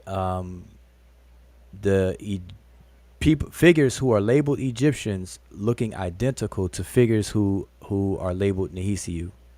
And I've always said that these figures are that of Nehisiu, but they're supposed to represent the ancient Egyptians in the Book of Gates. This is the only tomb that this happens, and every scholar who deals with the Book of Gates always make a comment about this particular uniqueness aspect of this tomb. And what happens is the blackologist, they always go to this tomb to say incorrectly that those are Egyptians.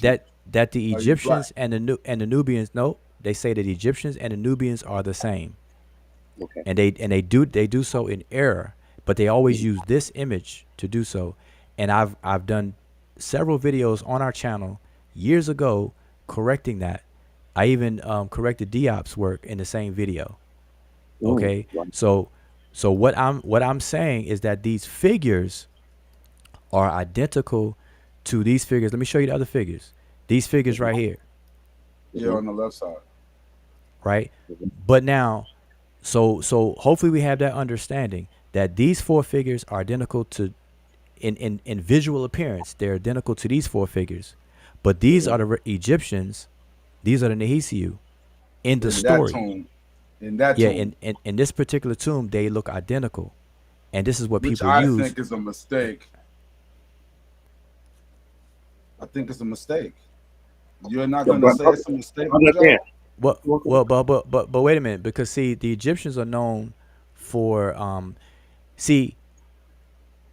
the scholars call it an anomaly, right? And they're careful not to really say mistake, because if it was a mistake like that, how would you to label this as a full on, like a mistake, like how we're trying to label it a mistake? You would have to have 16 different artists carve and draw this simultaneously at the exact same time, because if you understand how the glyphs and figures are drawn and carved, you would know that there's stages, and so them doing this this way, they're careful not to say outright a mistake. They say it's an anomaly. And these figures right here are not the traditional appearance of ancient Egyptians. These figures that are labeled Egyptians look exactly like the Nehisiu, what people call Nubians. Just to quickly add on the thing that you're talking about, a mistake, you have to remember that obviously, like Rujao said, there are stages where the process of drawing the inscriptions, and then you have the people who do the outlines, the Sesh Kedui, they'll come in and they will do the outlines. Obviously, they'll have to draw those attires itself. Then you have the other people come in and do the painting. So if it was a mistake, it would have been noted at some point. And then on top of that, even if there was a mistake and it's been noted because it's a process over time, then because it's not a carving, then it would actually have been corrected at that point. And then the other thing, hold on 1 second. And then, yeah, and then the other thing, well, you have to think logically, and this is why, like Jao said, that they just call it an anomaly and not call it a mistake. Because to call it a mistake, you'd have to have a lot of evidences to say why it was a mistake. And then a mistake would actually mean that they had 16 groups of people, and then probably on this side you would have them having the Nehisiu, and then on the other side where you have the Nehisiu, then they would have the Remech in their regular attires, because a mistake would be like, okay, we have these groups, but we switched the groups. So you have to think logically how that would happen. But everything that points to it will actually let you know that any mistake that would have actually occurred would have actually, there was always room to correct that in this particular tomb, especially with how the paintings were done. So that's why it's the best thing to do is just to call it an anomaly. Otherwise, you'd have to have more to substantiate what you call a mistake. Okay. And let me just say something on top of that. I just want to be very, very clear about this, as I've tried to be over the years. The Remech are always listed first, and here's the point. And I don't want people to miss this point. When we go to the Theban website, as I was showing, this picture here, this picture on their website is this picture right here, except I'm gonna crop it just like how they cropped it. So I'm gonna show you what they did. They simply took this, cropped it about right there, and they took this is about, I believe it's about right there, and now they didn't reverse it. They cut these two right here and reversed it. Yeah, so they cut this off. I believe it's just showing you there, and I believe this is cut off about right there. Mm-hmm. So this is the image that they're using. Now notice the image that I cropped. I didn't crop the Nehisiu 4 figures. I cropped the Remech 4 figures. And so the point that I've made, that I'm absolutely correct on, and Chief X is absolutely wrong on, is that these 2 figures in the Book of Gates are representing the Egyptians. But the people on the website are calling them Nubians. If they wanted to be accurate about the Nubians, they are supposed to show this set of people. Let me just show you real quick. Third set. Right. But aren't they right all here. identical? No, because the name. No. See, this is the thing that people are missing. Mm-hmm. Is the figures are identical, but the labeling are wrong. And think about this, Aku. If I am the Theban map folks, if I want to show my audience the Nubians of the 5th hour of the Book of Gates, why would I show 2 figures from the Egyptian set and not the Nubian set when they're right there in the same tomb? Why did the text is missing? Can I answer that? Can I answer? Because you see, wait, you see, I don't have an answer for why they would have did, but I would assume that if the 4 figures to the right are identical, and one of those 4 groups are Nubians, I don't see how it would matter. No, it does matter because we know that they're not Egyptians. No, that's where you're wrong. It does matter because that's why the Egyptians labeled them. Because think about what you're saying. If they're identical, then why not choose the ones that are labeled correctly, that are labeled Nubians? Because as you see how they look right there, you see how they look, so they use the ones that look better. I don't know. I think it just But you have the No, glyphs. no. You have the glyphs on next to them as Yeah. well. So No, I'm obviously, not talking about the glyph though, Emiket. no, I'm no, no. saying he asked me about the image itself. I'm saying that the reason that they chose the two that they use was because the images that his arrow is pointing to are kind of shady. You're not going to use those as a representative of anything because you can barely see them. No, But but what why? I'm But also saying to Wu Jiao is that those four images, those four, are descriptive of Nubians. We agree to that. And wait, the attire that the wait. Egyptian wait, I'm not finished. I'm And the saying you attire that gotta. the Egyptians have on You have to understand matches that not that only of these people. So I don't think it would like matter to them which one they cropped out because no, it does. Listen, let me tell you why if it does. if Because those are it's not. Nubians and we It's not. and they can tell through the cultural difference of the attire, then it would be right to say that the image on the front of the book are Nubians because the dress code that they have on is that of these four figures over here. Wu Jiao, do you understand what I'm saying? No, I understand what you're saying, and you're just wrong. So here's the thing. Okay, so show me The where I'm the wrong at. okay. You have four figures in the Book of Gates. Four are said that they are Egyptians, but they look just like the Nubians. Wait, listen what I'm saying. Let me get it out. Let So him like unpack that. how you want to get it out. Let me get it out.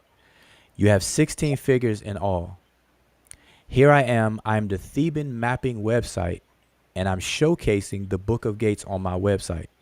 I have several pictures of different figures on my website. So if I'm going to show figures that and label them in the caption as Nubians, then I am supposed to show the Nubian figures because they're there. Like imagine going to a museum and you taking the information card from one statue and then removing it from one statue and putting it on another statue. That would be wrong to do. That would be But inaccurate. Wait. Well, let me get it I out. Let me get understand. it out. I understand. Go So ahead. so that would be the equivalent of what this website did. They are mislabeling the I figures. got you, Wu Jiao. The I feel figures. you. Regardless if the statue looks alike. You got a statue of Ramses, and then in another corner you got a statue of Amenhotep. Imagine if a museum worker took the information card from the statue of Ramses and switched it to Imhotep, even though the statues look alike. They just did that. That would be disingenuous and wrong. That's just an error on their part. They should not do that. And what I'm saying is that the Theban mapping website is simply wrong, and there's no excuse for it. Why? Because they have the pictures of all 16 figures. So why not put up the right images to match the label? And because the reason is because all of this is confusion and confusing the whole topic, and it all stems from a residual outcome of the whole thing about Nubians being connected to blackness and the whole racism aspect of early Egyptology. What we're witnessing right here is the residual outcome of all that in modern times right now. So this book, okay. let me just say, this book right here has an image from the same tomb. This is the first figure on that wall. All they did was flip it to make it face to the left. Okay. This figure in the tomb really faces to the right, but they flipped it. Is that not a Nehisu? The figure is identical to a Nehisiu, but in the tomb you can see the word where it's starting to spell the word Remech here. So why not show an actual Nehisiu that's properly labeled? Cool. That's my question to you. Why not show an I actual already said I went as far as to call it a mistake, but y'all want to say it's an anomaly. No. I'm talking about the book. I'm going to say that we can't use an anomaly to make a clear distinction between. If we're going to use anything, we got to go with what all of the rest of the images show.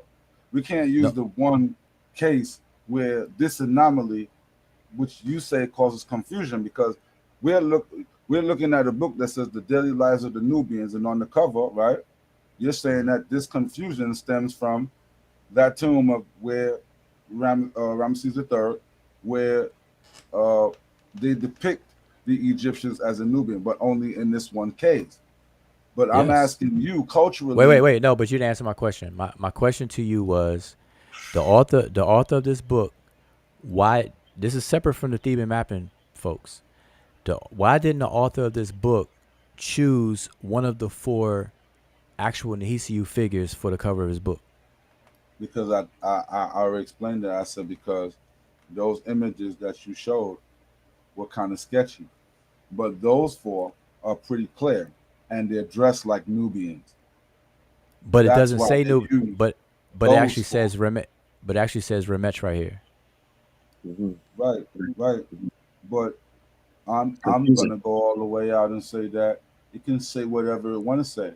I'm asking you, culturally. Okay. You say culture is king. What Yep. culture attire are these people in on the front of this book? Are they Nahisu? This figure that you're watching is identical to the Nehisiu. I've answered that about 4 or 5 times now. So yes, Okay. the figure here So that's is why I said they identical. made a mistake by putting Remech next to it. Even if they are the Remech, it would look as No, if it it's the other still way is a around. Listen, mistake. it's the other way around. I want you to be clear on this. It's the other way around. The Remech are always first. So it's not that they put the word Remech and that's wrong. It's the fact that they made the figures identical to the 3rd set of 4, which are the Nehisiu. So you got to say it the other way around. The Remech are always first. Remember, we're talking about an actual text that we can read, and the Remech are always mentioned first. So the But naming Uzo, is the name is not wrong. It's the but, figures being identical to the Nehisiu that you want to say that's wrong. but That's a Uzo, mistake. when the artisan did this work, Mm-hmm. I'm saying they made a mistake because whether they first or whatever you're saying, I'm saying that when they put Remech to represent this person that we're Nah, it's looking the at other on the way. screen right here, It's the other way around. When they made this person to represent the Remech, you got to be clear on that. it was a mistake, I'm not is saying what that's I'm saying. arbitrarily. Okay, you want to call it a mistake, and that's fine. I have no problem with that. Because it's not depicted The that Egyptian, way anywhere else. yes, the Egyptians made a mistake by drawing 8 Nehisiu instead of just 4. Okay. Are you cool with that? Yeah, I'm good with that. Okay, so I'm now just, back to I'm my just, question. Back to okay, my go ahead. question. So here's my question and my point is Okay. that this particular figure and the text around it. Remember what I said. You Look at the never picture without reading divorce the text. the text from an image. Got it. This is problematic in error 101. This is what you do not do 101. You do not show a Remich, a representation of Remich, and call it a Nubian, because those Unless of you us who made a that's a mistake. exactly. So the author of this book made a mistake. Unless you made a mistake. And The if the author of this author of the book book chose to made a use mistake. a newbie, Wait. what was Can you admit? misclassified as an Wait. Egyptian as a Nubian on the front of his book, Wait. I'm but you asking. agree that his attire is that of the Nehisu, I mean, what's the point? Wait. It still doesn't. It's not representative of an Egyptian nowhere other than in that What temple. I want you to do is to admit that the author of this book made a mistake. Can you do The that? author made a mistake Of this book? Yep. because he copied the mistake of the Egyptians. That No, what are you trying no, to tell no, me? no. The author of the book had an opportunity, just like the Theban mapping website had an opportunity to choose the actual figure that's properly labeled as Nehisiu. All Right or right, wrong?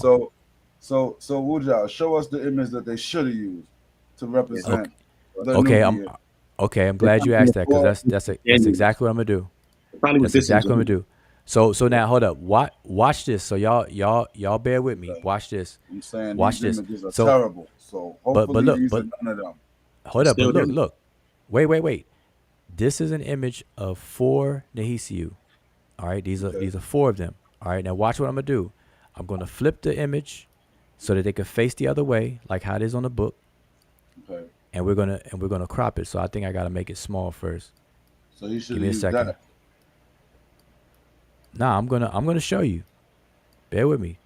Just be a Okay. little more patient, because this is a huge picture. This is people don't understand Yeah, that you this is could crop the this is a whole small one tune. out. Mm-hmm. So what I'm gonna do is I'm gonna crop The little one just like they out. should did. Now this picture is an angle, so I'm not gonna get it perfect, but Yeah, y'all gonna get the it's gonna idea. stretch it out when you do that, Wujao. If you try to crop Y'all it like that, it's gonna stretch it now out, so you're y'all not gonna really be able to see. now y'all gonna get it. Now you gonna see. Now watch. I'm gonna show you the image that he should have So they used. should have used that on the front of the book. Yeah. Come Yeah, on, basically you're saying that you crop agreed that that they bad, made a bro. mistake, but you're saying that they made a mistake of using the wrong label, but their excuse was that the other pictures were bad. So it's not that they shouldn't have used the other pictures. It's that they had a choice to use the right picture, but they didn't want to because it wasn't a good picture. So they decided to use the wrong picture. The point that is being made is that Based they on the used the wrong attire of the Egyptians in the other no, picture, no, whether it's a based mistake or hold not. on. No, it's based on the walls, what is being identified. Because if you can't say that, a Jamaican, I picked a Nigerian because the Jamaican picture wasn't looking too good. So I picked a Nigerian picture to portray a Jamaican person and then have an excuse of that sense. Yeah, Obviously, at different. that point, when you're saying that I made a mistake, but these are my reasons for the mistake. But No, we are what I'm not saying, saying that Amicat, they what I'm didn't saying make a is, mistake. Amicat, what I'm saying, I don't want you to misrepresent what I'm saying. What I'm saying is, look, the reason that they used the picture and said that they were Nubians, whether it was mistakenly done by the Egyptians or not, was because of the attire. That's why they used that picture. And And they that's used a what we're better telling picture. you They that used you a not better just picture. want to stop at the picture. You actually want to take because the pictures and they don't come on the wall on their own. The wall is actually pictures, the text, and the vignette. And you I mean, never, that's like pretty I much was saying, common sense, you bro. never divorce them. So when you do that, you admit that you're doing an error, but you will give excuses for why you're doing the error. And the excuses at this point is that Yeah, the other but picture was a little too shabby, but was in the was same damaged. in the same hand, we can say the Egyptians did that. They made the textual error in the first place. You can do that, but you just have to substantiate it. At this point, you're just saying that's an hypothesis at this point. Everybody else is careful enough to call it an anomaly. An anomaly, you can But call it that, listen, but you're not gonna see I'm that not. nowhere else. But hold up. But I don't want They to get don't caught depict up. the Egyptians like they don't depict the Egyptians Nubians nowhere else. The person who wrote this book chose to use a picture of, like you say, what they did, they The mistake by rematch using to someone that was a remake basically on the book. yeah. But So I'm saying that the people that said that they were rematch in the first place were wrong. yes, you can do that. You just have to substantiate it. That's all. We substantiate it by the culture that you guys say culture is king. You both agree that this is a Nehisu. So whether what they wrote or whatever, we're looking at the cultural attire Okay, that we can put the two my advice together would be and that say, I see how this mistake was made because of the cultural attire. So if they chose not well, to use the scripted, the scratched out one, I mean, what's the difference? They both dress the same. usually when you Neither actually of them are Egyptians in that case.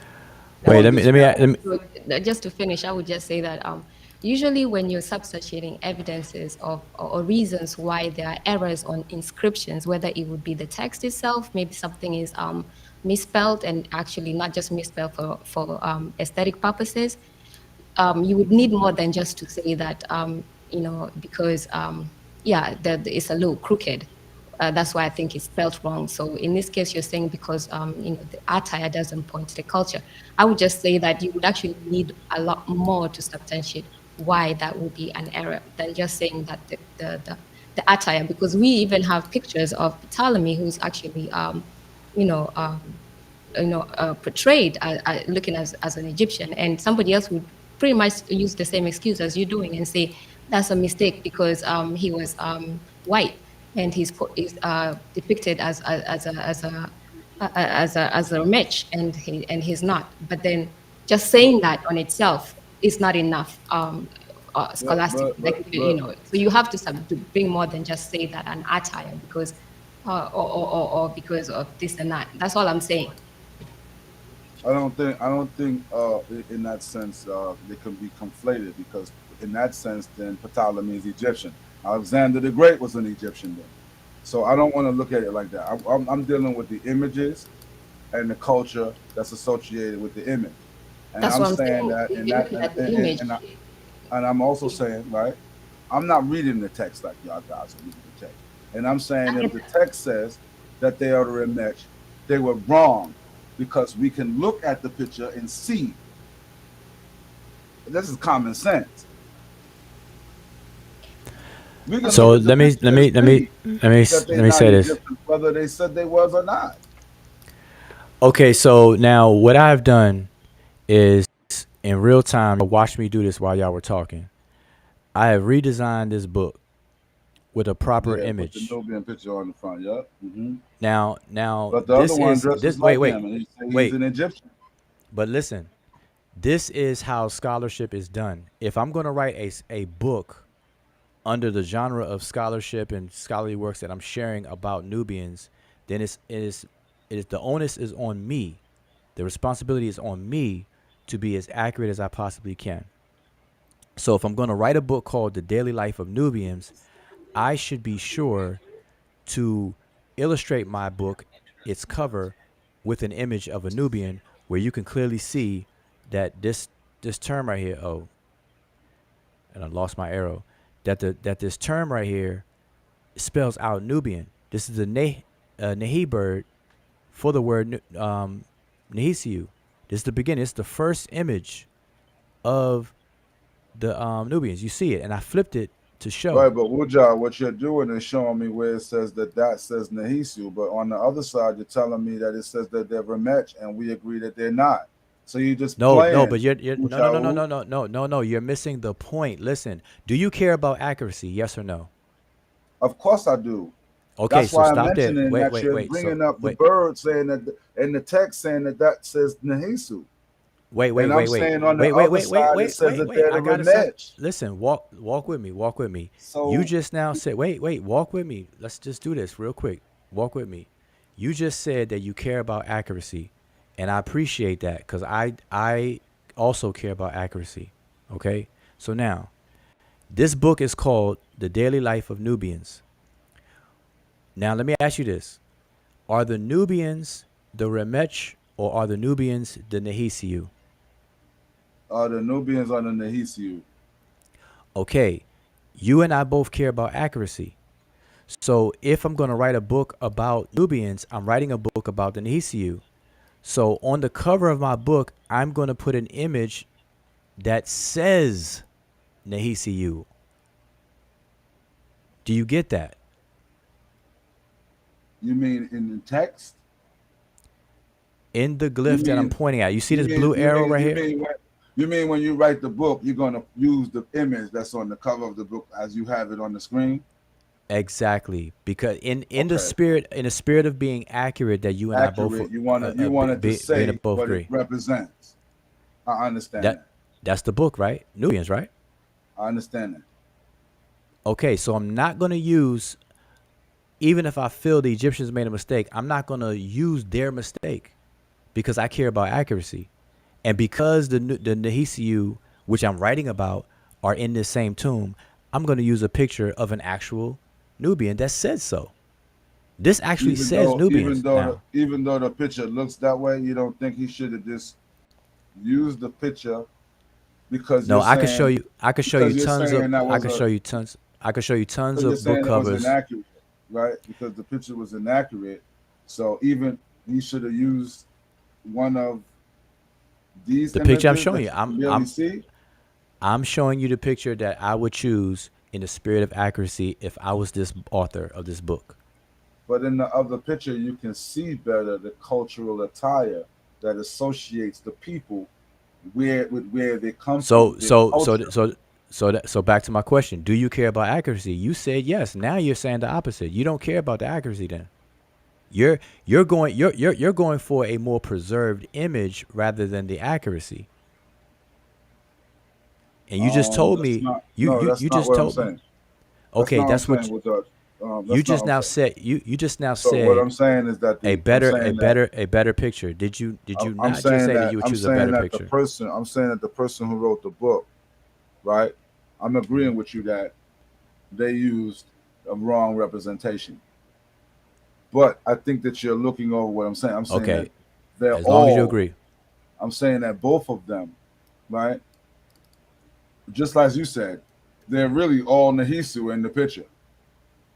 There's no Egyptians there in that picture, really. It In was, which picture? but In the which picture? Egyptians said in that In particular tomb in which picture? that in the first four, the ones that you say are first, the first four to the left Okay, side of the wall. okay. As long as you agree that the author of this book made a Oh yeah, mistake. he should have used one of the Nubians, but I'm saying that he didn't because the other one was a better picture. Okay, and That's that's what I'm and saying. that's and that's and that's your spec. I mean, and you know that's your assumption. That's cool. I could Right. dig that. But And I'm saying that they what? did that because to them it didn't matter because both of them were representative based on the cultural attire of the Nahisu. So if they're writing about the Nahisu, then I think it really didn't matter, is what I'm trying to say, Wujao. Okay, I hear you, and I think it's the third time you said that. And what I'm saying to you, the responsibility of a scholar is to be close to reality and the truth and accuracy as possible. So, and I asked you the question, do you care about accuracy? And you said yes. And so I'm saying that in the spirit of caring about accuracy, you would They write a book should have they, about they shouldn't about have the used that Nubians. image. Wait, let me Correct. just say it. You would write a book called The Daily Life of Nubians. Therefore, you would use an actual picture that's labeled Nubians and not this one. Move this out the way. Not this one. This one is actually an image of Better a picture. of that says Remich on it. This is the beginning of the word remich. You see the Heru bird here. This is the beginning of the fifth hour of the Book of Gates, right here in terms of its imagery. He should have chosen this one. This is from the same tomb. It's it's nothing to take your camera and make a right hand turn and then snap your shot and take the picture and use it. It actually says Nubians. This is the beginning of the word Nehisiu, right here. This is the first glyph of that word. So why not use this? Now you're saying and you're assuming that he chose this one because of the figure is more well preserved, even though Yes.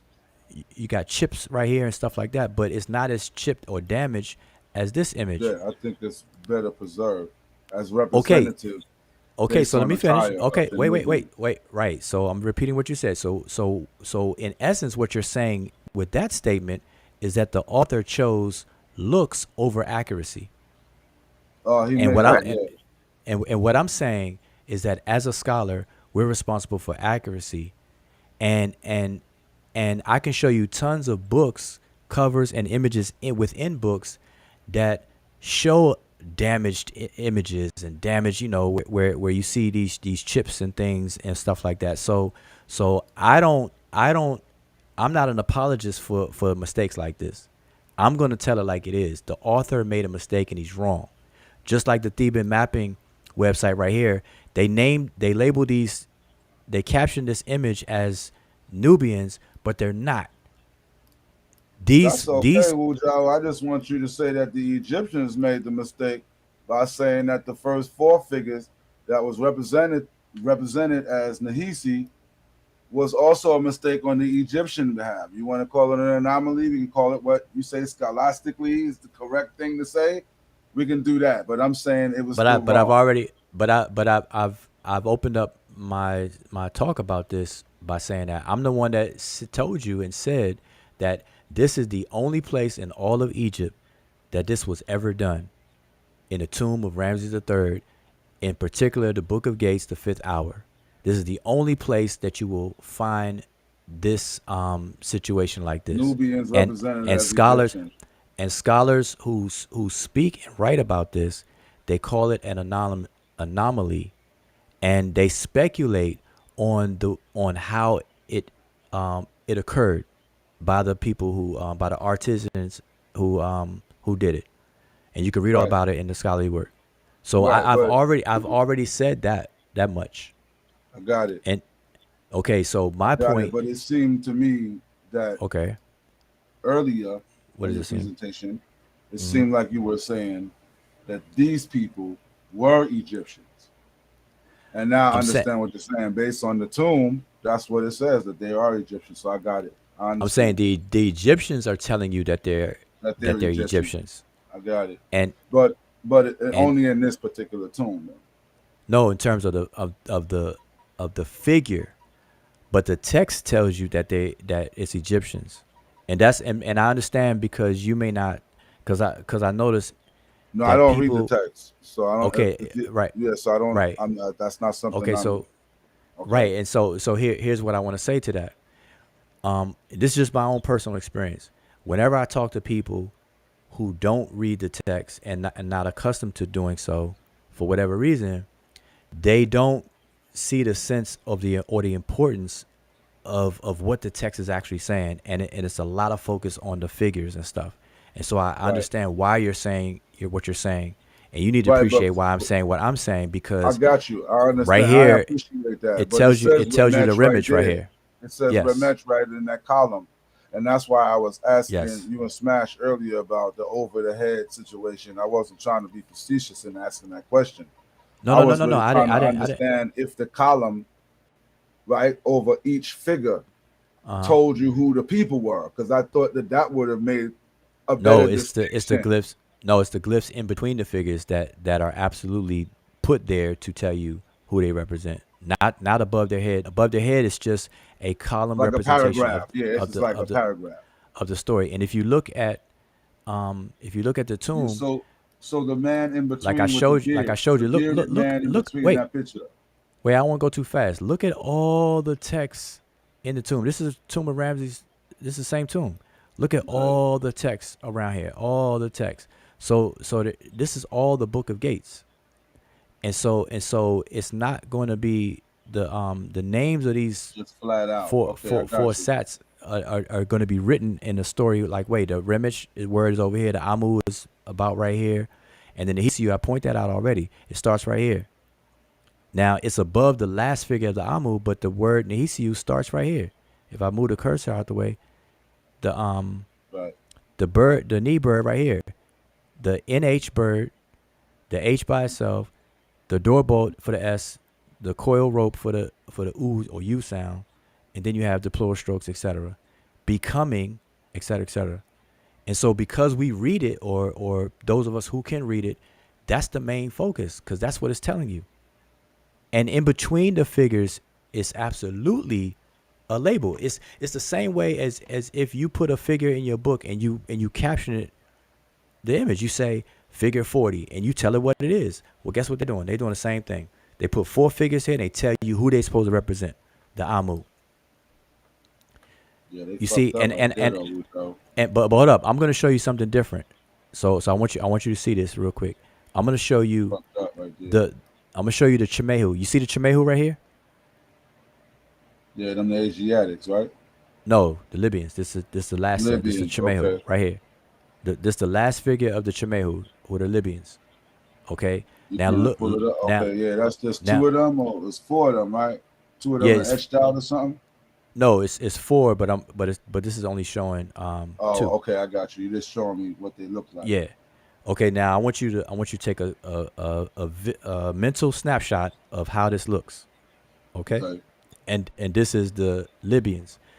Now yeah. I'm gonna show you in In another another tomb of tomb. the book Okay, it's a of the total book of different tomb Gates. now. Okay, Okay, so now we are in the tomb of Seti the first, and those are the Remich first. And notice they don't look like the Nehisu in this tomb.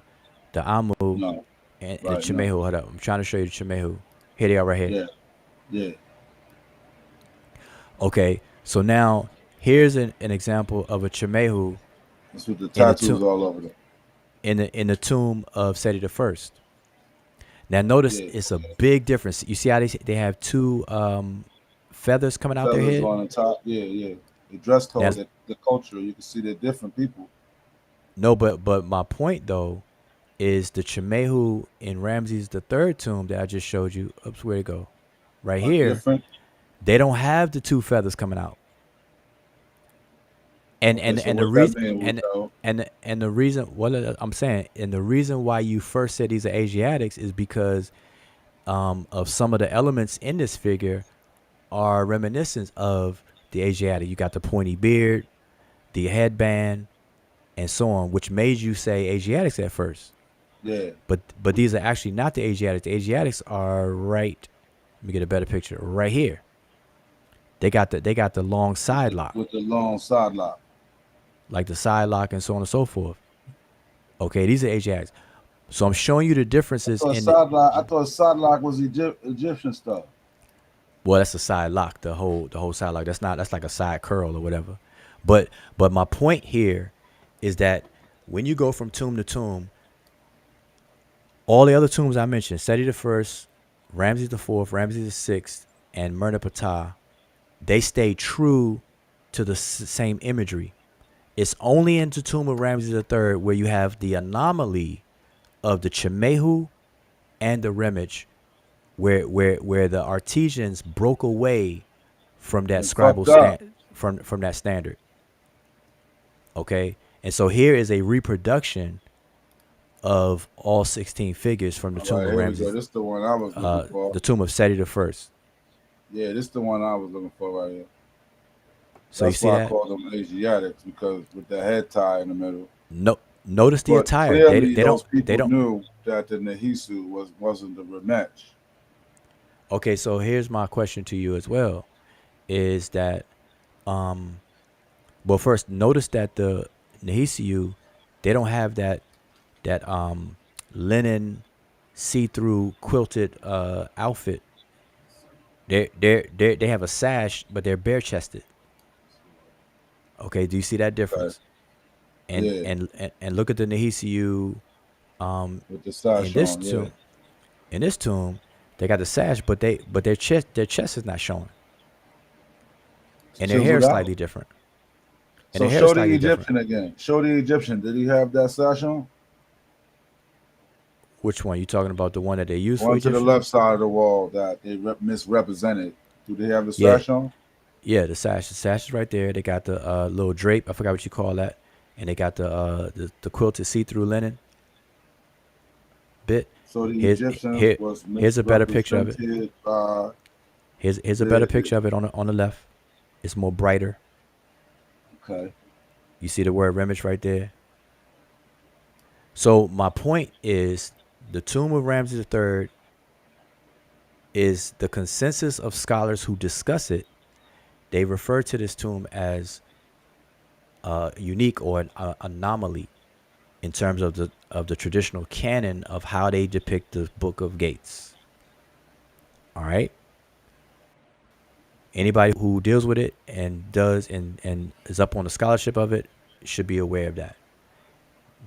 So that's that. But my point is that these websites that are using the picture, they labeled it wrong. They chose the wrong set of images to do so. Period. There's no way around it. This book right here, it Yeah, they used the did wrong that. They image. used the wrong side. They used the wrong See, side. look at that. They used the wrong. That's the image on the actual book, and this is what I chose. What I would have chosen, Mm-hmm. or I wouldn't even have chosen the tomb of Ramses I would have the just. third.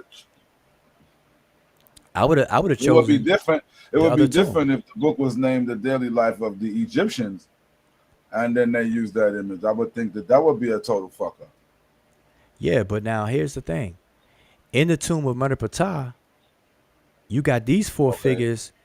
You got now this is a redrawing of it, but in the Okay. tomb you have good quality. You can have good quality images to have. This is the tomb of Ramses the Third on the bottom row. This is the tomb of Merneptah. The imagery in its tomb, and then separately Lepsius has the tomb of Seti the First, which I already showed, which All is right, this so image right here. Wujao, this I'm sorry, Wujao, can you go back to that image? Which one? The one you were just the one you just was This showing. one. This one. Yeah, okay, on the top, the image that looks sort of red. This one. Isn't that no, yeah, that one. Isn't that wouldn't that be more what you would see throughout the iconography of Egypt, representative of the Egyptian? Yes. Not any of the other ones on this image. No. In different varying colors, Like you may even see some darker than that in red, but they still, we can tell through the culture that they're Egyptian, differently from the bottom image that is saying that one is Egyptian, right? So, well, but more importantly, but see, correct, the bottom image. No, and more importantly, we're told who and what they are by the text. This will spell out Remich. So this will spell out Amu.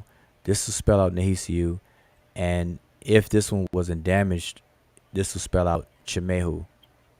That's the most important thing. That's the definite. This one is Remich. This one is Amu. This one Nehisiu. This is Chimehu. So if you want to match them up, this one is representative of that one. Huh? This is Remich. The first figure is always Remich. It's always in the same order. The Remich right here. See that? This glyph that's in the middle that says Remich? Yes. The set of glyphs right here is Remich. Yes. That spells Remich. And the one you said at the top also says Remich. Yeah, the two top glyphs are damaged. But this will spell out. Damaged? Yeah, the two top glyphs are. That's why they got this diagonal lines through it. Scribbly line. Okay. It's to show damage, just like how this bottom portion is damaged like in the actual tomb. No. It's the same. The seated man with the arm extended is stylized here and not stylized here, but it's the same glyphs if you read it. The plural stroke, seated. This is seated deity with a royal beard. This is a seated woman in this case. Boom made a good point on the chat earlier, and I think he also says on this one. So I don't know if you want to go back as well after pointing on this one that the picture where for the depiction of the Remech, it had the 3 stripes, I guess, on the belt part, and then on the Nehisiu it had 2. It has on this, and I think he also made a point on it while we were on the actual wall. So I don't know if if we could go back and look at that as well. If that was actually the case. All right, so we're looking at the wall again. Right. Let's investigate what the brother's saying. So we got 3. All 4 of these figures have 3 things coming from it. I don't know what you would call these, but 3 sashes or bows or whatever the case is. Something to hold these close together or something. Okay, so now let's look at the Nehisiu in the same tomb. Yeah, let's go back to that and then let's see if I have a clear picture. All right, here we go. Match it with the glyph because you're saying that. And in here they also have 3. They also have 3. So we can X that out. Okay. They also have 3. Okay, do it. Right. Okay, so we can. All right. So we take that out. We can X that out. All right. So go back to what you was talking about though, with y'all before that. 3. Okay. So what I was saying. So that's not a distinction to be made. So what I was saying, where's the image? No, I was saying to you. Back to this one, yeah. Is the glyphs in between I was looking at? The glyphs in between here are consistent. The first set is always the Remich. You said one is stylized and one is not. Yeah, I was saying that the seated man with his arm extended in Ramses III tomb is stylized. Okay, with that glyph right there. Okay. Yes. And what it represents the stylization of the seated man with the arm out that's carved there, but it's redrawn. So let me just show you the actual tomb so that we could be clear. So you see it's stylized right here. You see that? Yeah. Okay, that's a seated man with his arm extended. That's a stylized version of it. Now I'm gonna show you in the tomb. of Seti the First where it's not stylized. Okay. You see it right It's there. You showing can me see the an actual man seated. Okay, the yeah. man seated with his Okay, I arm got it. extended. That's not Yeah. stylized right there. All right, so that's the difference. And if I scoot this over, so you can see it better, and you can also see it up here, right here. This is the word remage, and you see the man right here. So in that particular glyph, Ujao, where is Uh-huh. the Nehisu? No, the Hisu are along this wall, and it's cut off. They would be along this wall right here. On that glyph, are they tied up? Are they tied? No, they're not tied up. No. On that right side wall, they're not tied up? No. The ones you see, the figures you see now, this is the last Egyptian. This figure is faded. The paint is faded. The pigment and coloring is faded. This is the first figure of the Asiatics. 1, 2, and you got 3, and a fourth one. And then after them And over then here, the wall is cut off right it would there. be, yeah, it was cut off. You would see the Nubians right there. This is where you would see the Nubians. If it if it wasn't cut off. Okay. If it wasn't cut that, off. This particular one doesn't have a any inscriptions about the Nehisu. Doesn't even really show them in this glyph here. No, the Nehisu are not shown in the text above or in figures on this image that I got on the screen. No. Okay. Right. That's what I was trying to figure out. So I'm trying to match because as you said, it's only in that one tomb. And I keep harping on that because I'm saying that if it's only in that one tomb and we looking at these different images and there's no text here for the Nubians or Nehisu, but we're looking at the different images. We can see by culture that the Egyptians made a clear distinction between who was who. The Egyptians didn't call the Nehisu Egyptians. They didn't even have the same cultural attire. No, they were distinct, and only, again, I'm gonna say this last time, only in the tomb of Ramses III do we have and see this that anomaly. So it's a damn mistake. Okay, that's what I said. It's the only place that you see this throughout all of Egypt. Okay, well, you also have to pause a little and remember that we haven't excavated everything. So at this point, you can't say in all of Egypt because we don't know. We haven't found everything in all of Egypt. So that's correct. I'm just saying. I mean, it's not depicted that way anywhere else, though, Emiket. It's not depicted that way anywhere. Right. And and it's just being said just so we can move on. Is that you it's fine. You can call it a mistake. If the blackologists are using that image, we can't use that one anomaly to try to make a point of saying we already made that point. Yeah, they shouldn't be using that image. We've had videos, tons of videos, so we can definitely move on that point because that's a dead horse. It's beaten. Blackologists should not be using that. We've been saying that for years. Because we continue hopping on it. It looked like we're trying to make that image that we're using to say that the Egyptians thought that the Nubians and the Egyptians were the same, and come on, that's nobody's making that claim. So at least let's just move on with the conversation. Otherwise, it's getting redundant because we already we agree over here that nobody is saying that the Remech are the Nehisiu. We're actually using those terms even just like the Remech did. Remember, you're looking at a wall where Remech the Remech are depicting not just the Remech and the Nehisiu, but differentiating themselves from everybody around that region. Even other places where people like to include as part of of so the Remech. What's this, a Nubian and Egyptian attire? No, what I'm showing on the screen right now is the tomb of Merneptah, the same Book of Gates text, and you're seeing the last figure of the Amu and the first figure of the Nehisiu. Okay, so if I was going to write a book called The Daily Life of the Nubians, this is a pretty clear image. Why wouldn't I crop this out and put that on there? Because it's properly represented. So that's that one, and I'm gonna show another one. These are from the tombs, and you can never go wrong by having actual imagery of the primary sources. So here is the Nubians from the tomb of Seti the First.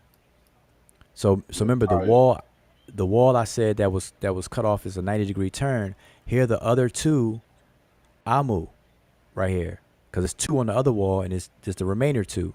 Now we have four. The fourth one is damaged. You see his feet down here. Let me get my cursor here. You see his feet down there, but you don't see his body. You see the feet right here. The body is damaged.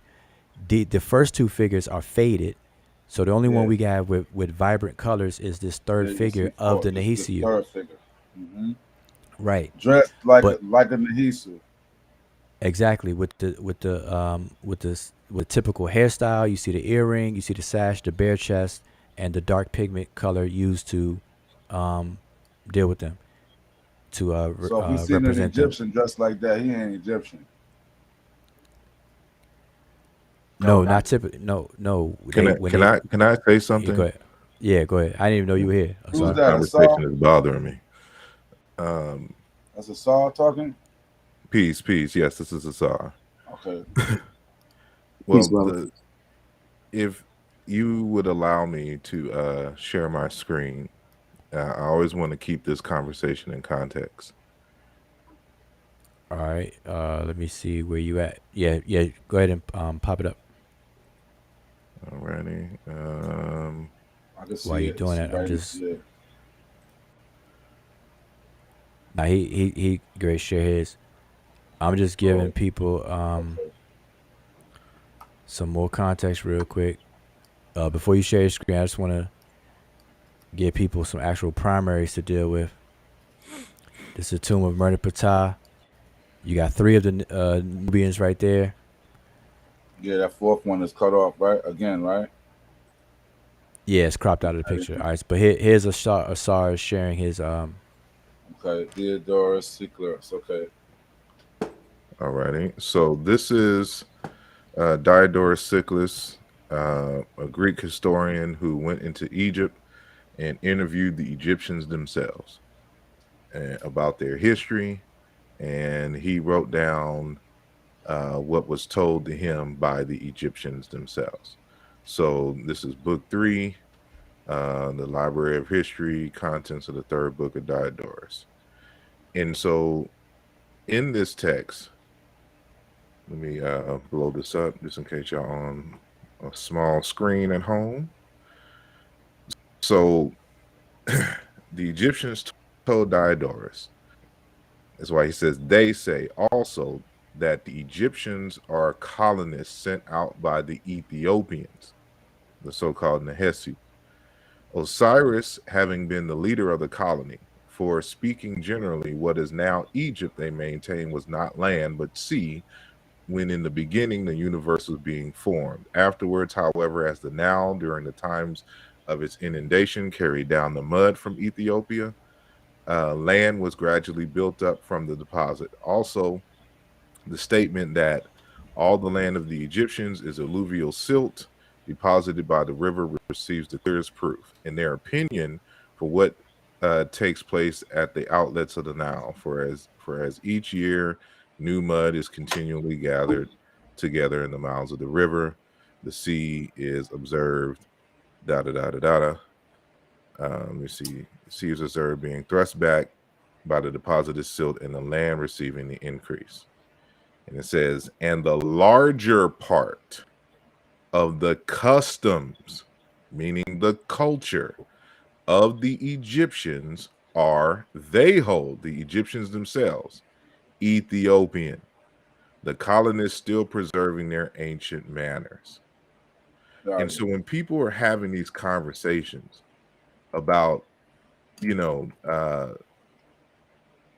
like if they see the Nubians, quote unquote, with some so-called Egyptian culture, that is actually the other way around. And so, for example, if you see Egyptians walking around with leopard and cheetah skin priestly garments, there's no cheetahs, there was no leopards in Egypt. That stuff comes out of Sudan amongst the Nahisi, their style of dress. It goes on to talk about the hieroglyphs themselves come from the Nahisi, the Ethiopians. And so the second thing that I want to address is this notion that the Egyptians made a mistake. Hold on, brother. Yeah, that's all. All righty.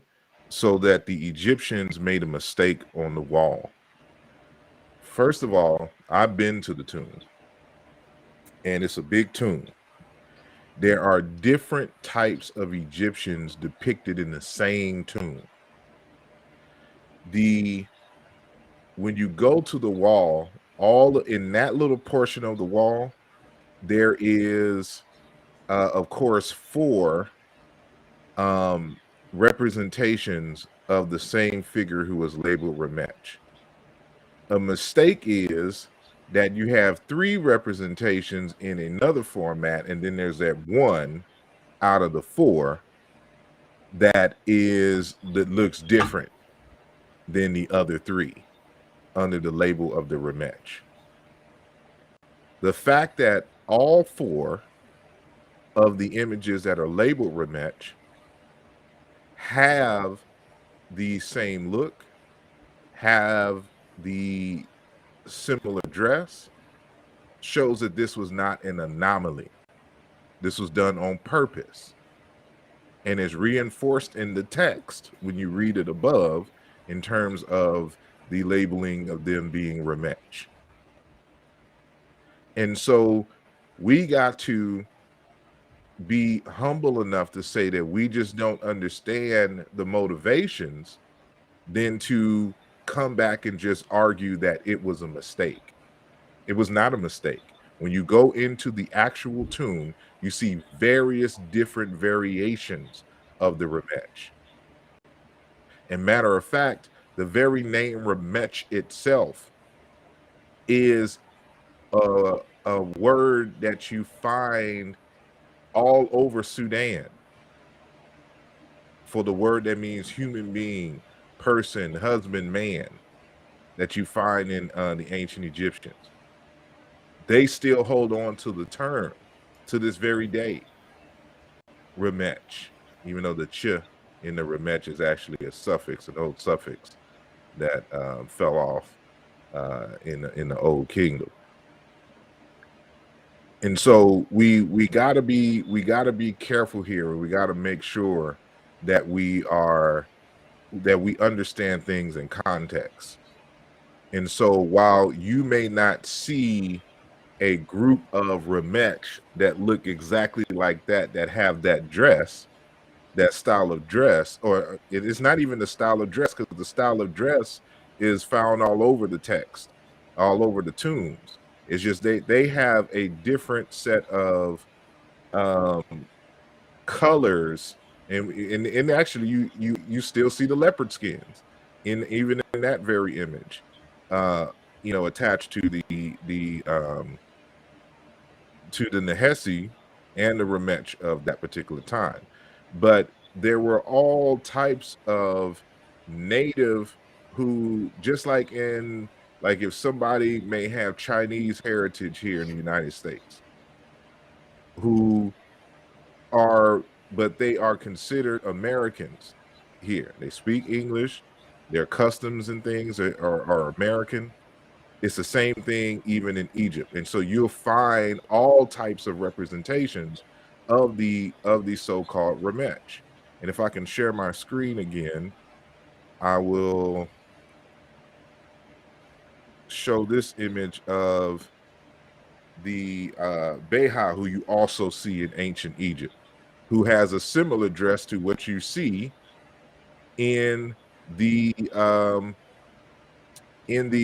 actual tombs, in terms of this full guard, similar, and so you may not see some elaborate colors in this particular image. And I think this was from the early 1900s, the late 1800s, early 1900s, and they are in Egypt. They were still there in Egypt. And so if you see a depiction of an Egyptian looking like this,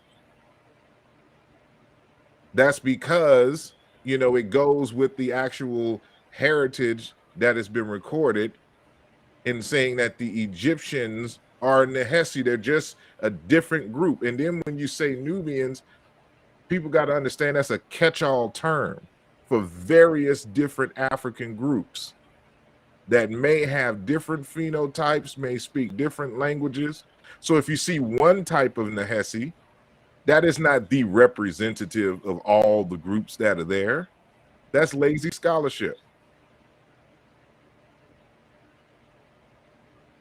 And so there was I don't agree that it was a mistake. You don't make a mistake 4 times in a row in labeling and all of that. It was deliberately done on purpose. If you go in the tomb, you see various different types of people labeled Remech, and they have different types of phenotypes and the like. So while this may be But the picture that you have on the screen is not a match to the attire of the Nehesu. Did I say it was a match? I think you did. No, I did not. I said it was similar. Oh, okay. Okay, but so we got to pay attention not here. Egyptians, though. They are Egyptians. Matter of fact, the Beja are Egyptian. Beja are Egyptians. Egyptian is not like there's different types of Egyptians. When you look on the walls in the tombs, like when you go and see this brother here, this is an Egyptian. Who is that? This is a modern day brother who lives in Egypt. Okay. Yeah, there are different groups in Egypt. I think we all know that. So it's not just one type of people. So it's not one type. When you look at this brother here, he looks just like one of the brothers we just saw. Yeah. When you look at these sisters here, these are Egyptians. You're going to find some Egyptian depictions where the sisters don't look like this.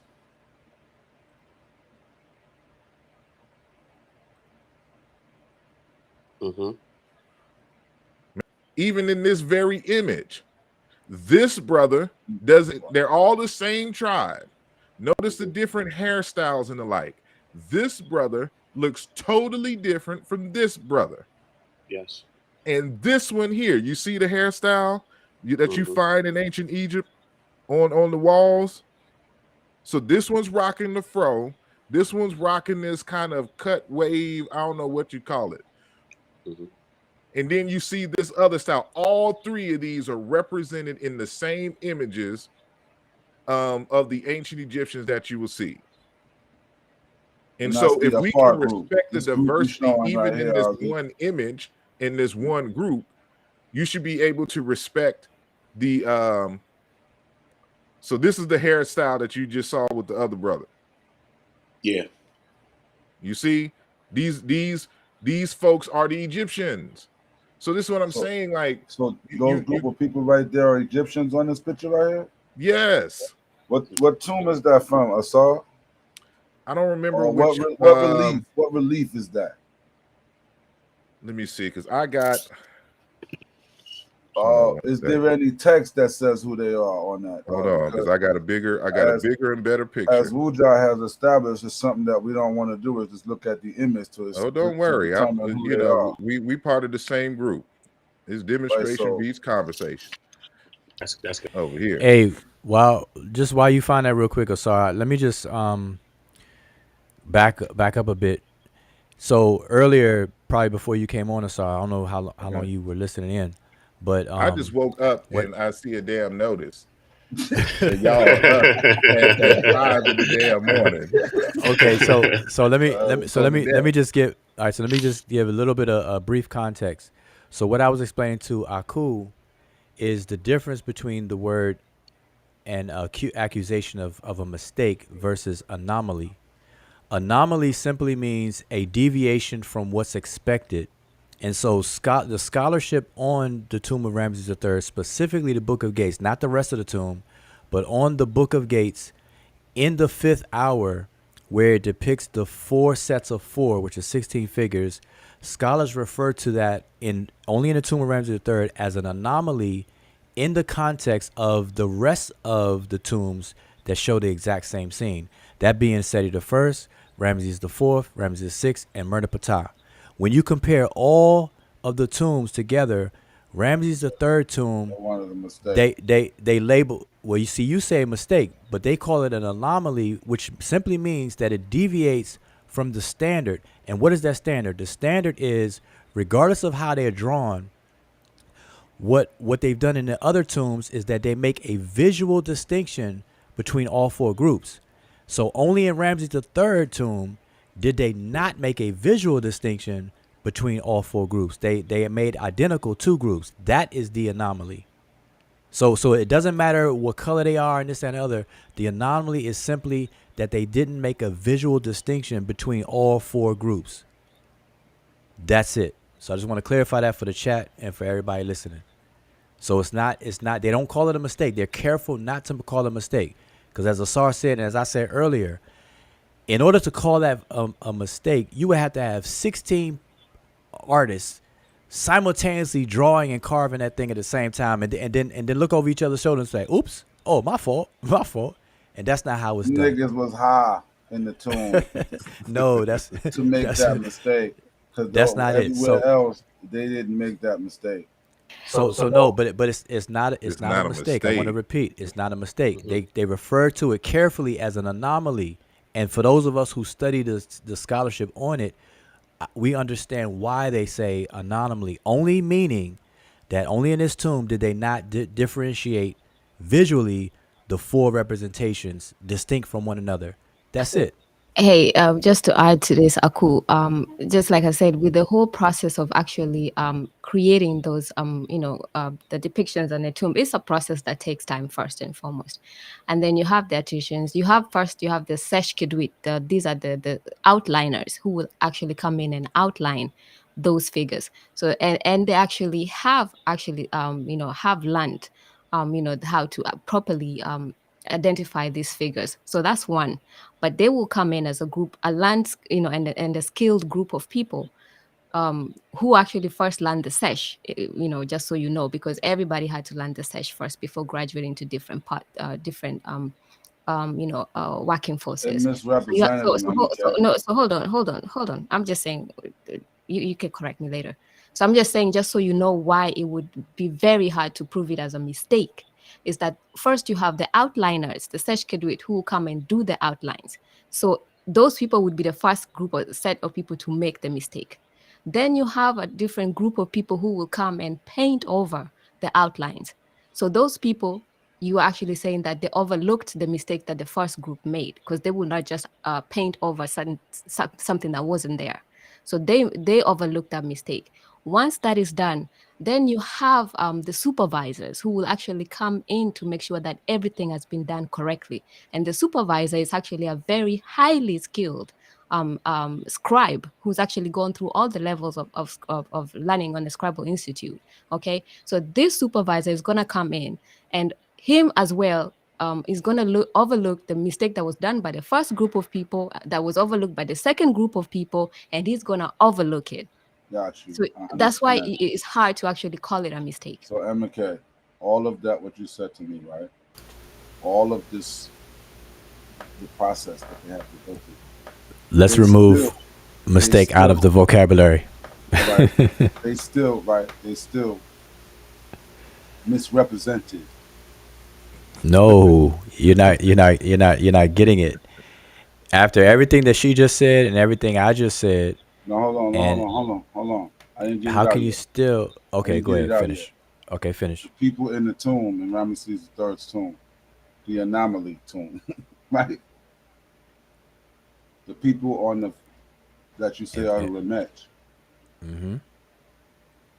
The artisan must have made a mistake, because me and you agree that the cultural attire in that image is not of the Egyptian. No, what is original Egyptian attire? But yeah. So let me just say this again. So wait. Let me just say this. It would be better, and we can move on, because we definitely dwelled on this for a long time tonight. And if you just stop saying mistake, then you would be better off, and at least do what scholars do and say that it's a deviation from what's expected out of the other tombs to have the same exact text. And all that means is that instead of distinguishing four separate groups visually, they made two groups identical. That is the actual anomaly. It's not a mistake, but it's an anomaly. And the Egyptians went wait. When the Egyptians want to man. separate, let me just say this: when the Egyptians wants to separate and distinguish themselves from their neighbors, they usually choose a standard canon, and they deviated from that standard canon only in the tomb of In Ramses III. Ramesses the third tomb. But it's not a mistake. But not necessarily, because all of the variations of the same scenes in different tombs, everyone looks different in every tomb.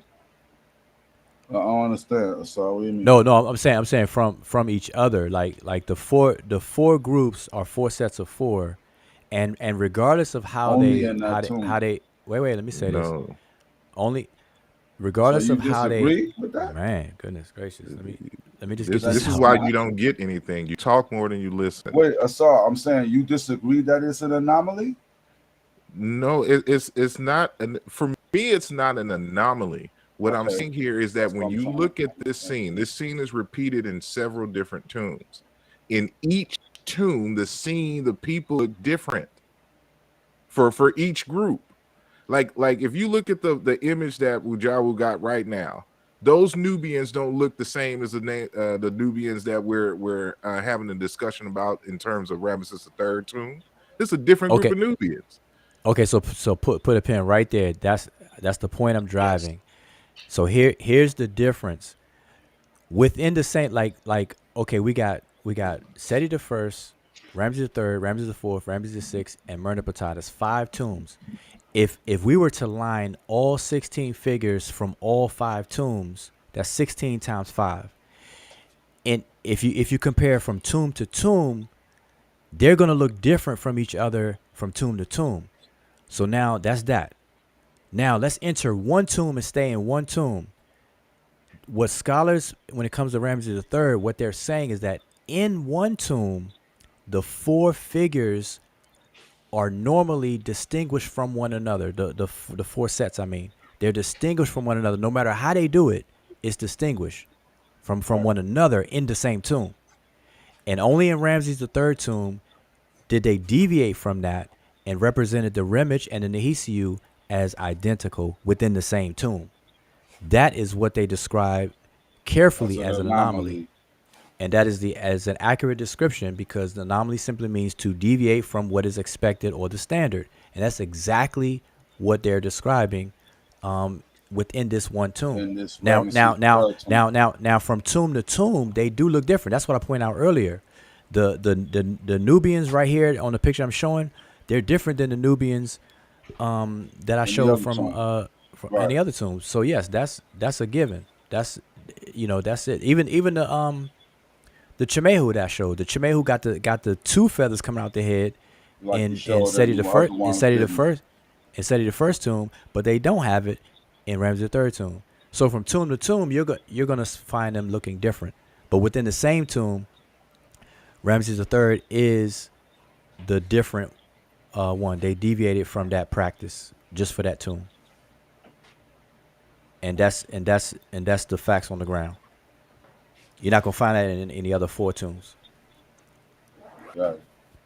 So Asar. So it's not a mistake. So I all I want to hear you before you leave is you want me to say it's not a mistake tonight, and I'm not gonna say that with y'all. I'm gonna say the Egyptians was fucking high, and they made a mistake in the Ramesses III tomb. See, that's crazy. Because everywhere else, you named 5 different tombs. And how you gonna say the Egyptians are high, but you won't admit that Chief X was on drugs tonight? And he probably was, man. I can't say what the man. I know he stood up and he was. But you can't say the Egyptians either. Behavior. He was exhibiting some crazy behavior. No, but you're willing to say the Egyptians were high. For that man. Yeah, you didn't even see the Egyptians. You definitely saw Chief X though. So I'm saying the Egyptian, this anomaly that we're talking about. I think that had they not made what I call a mistake, many blackologists wouldn't be using this image and we wouldn't be discussing these issues.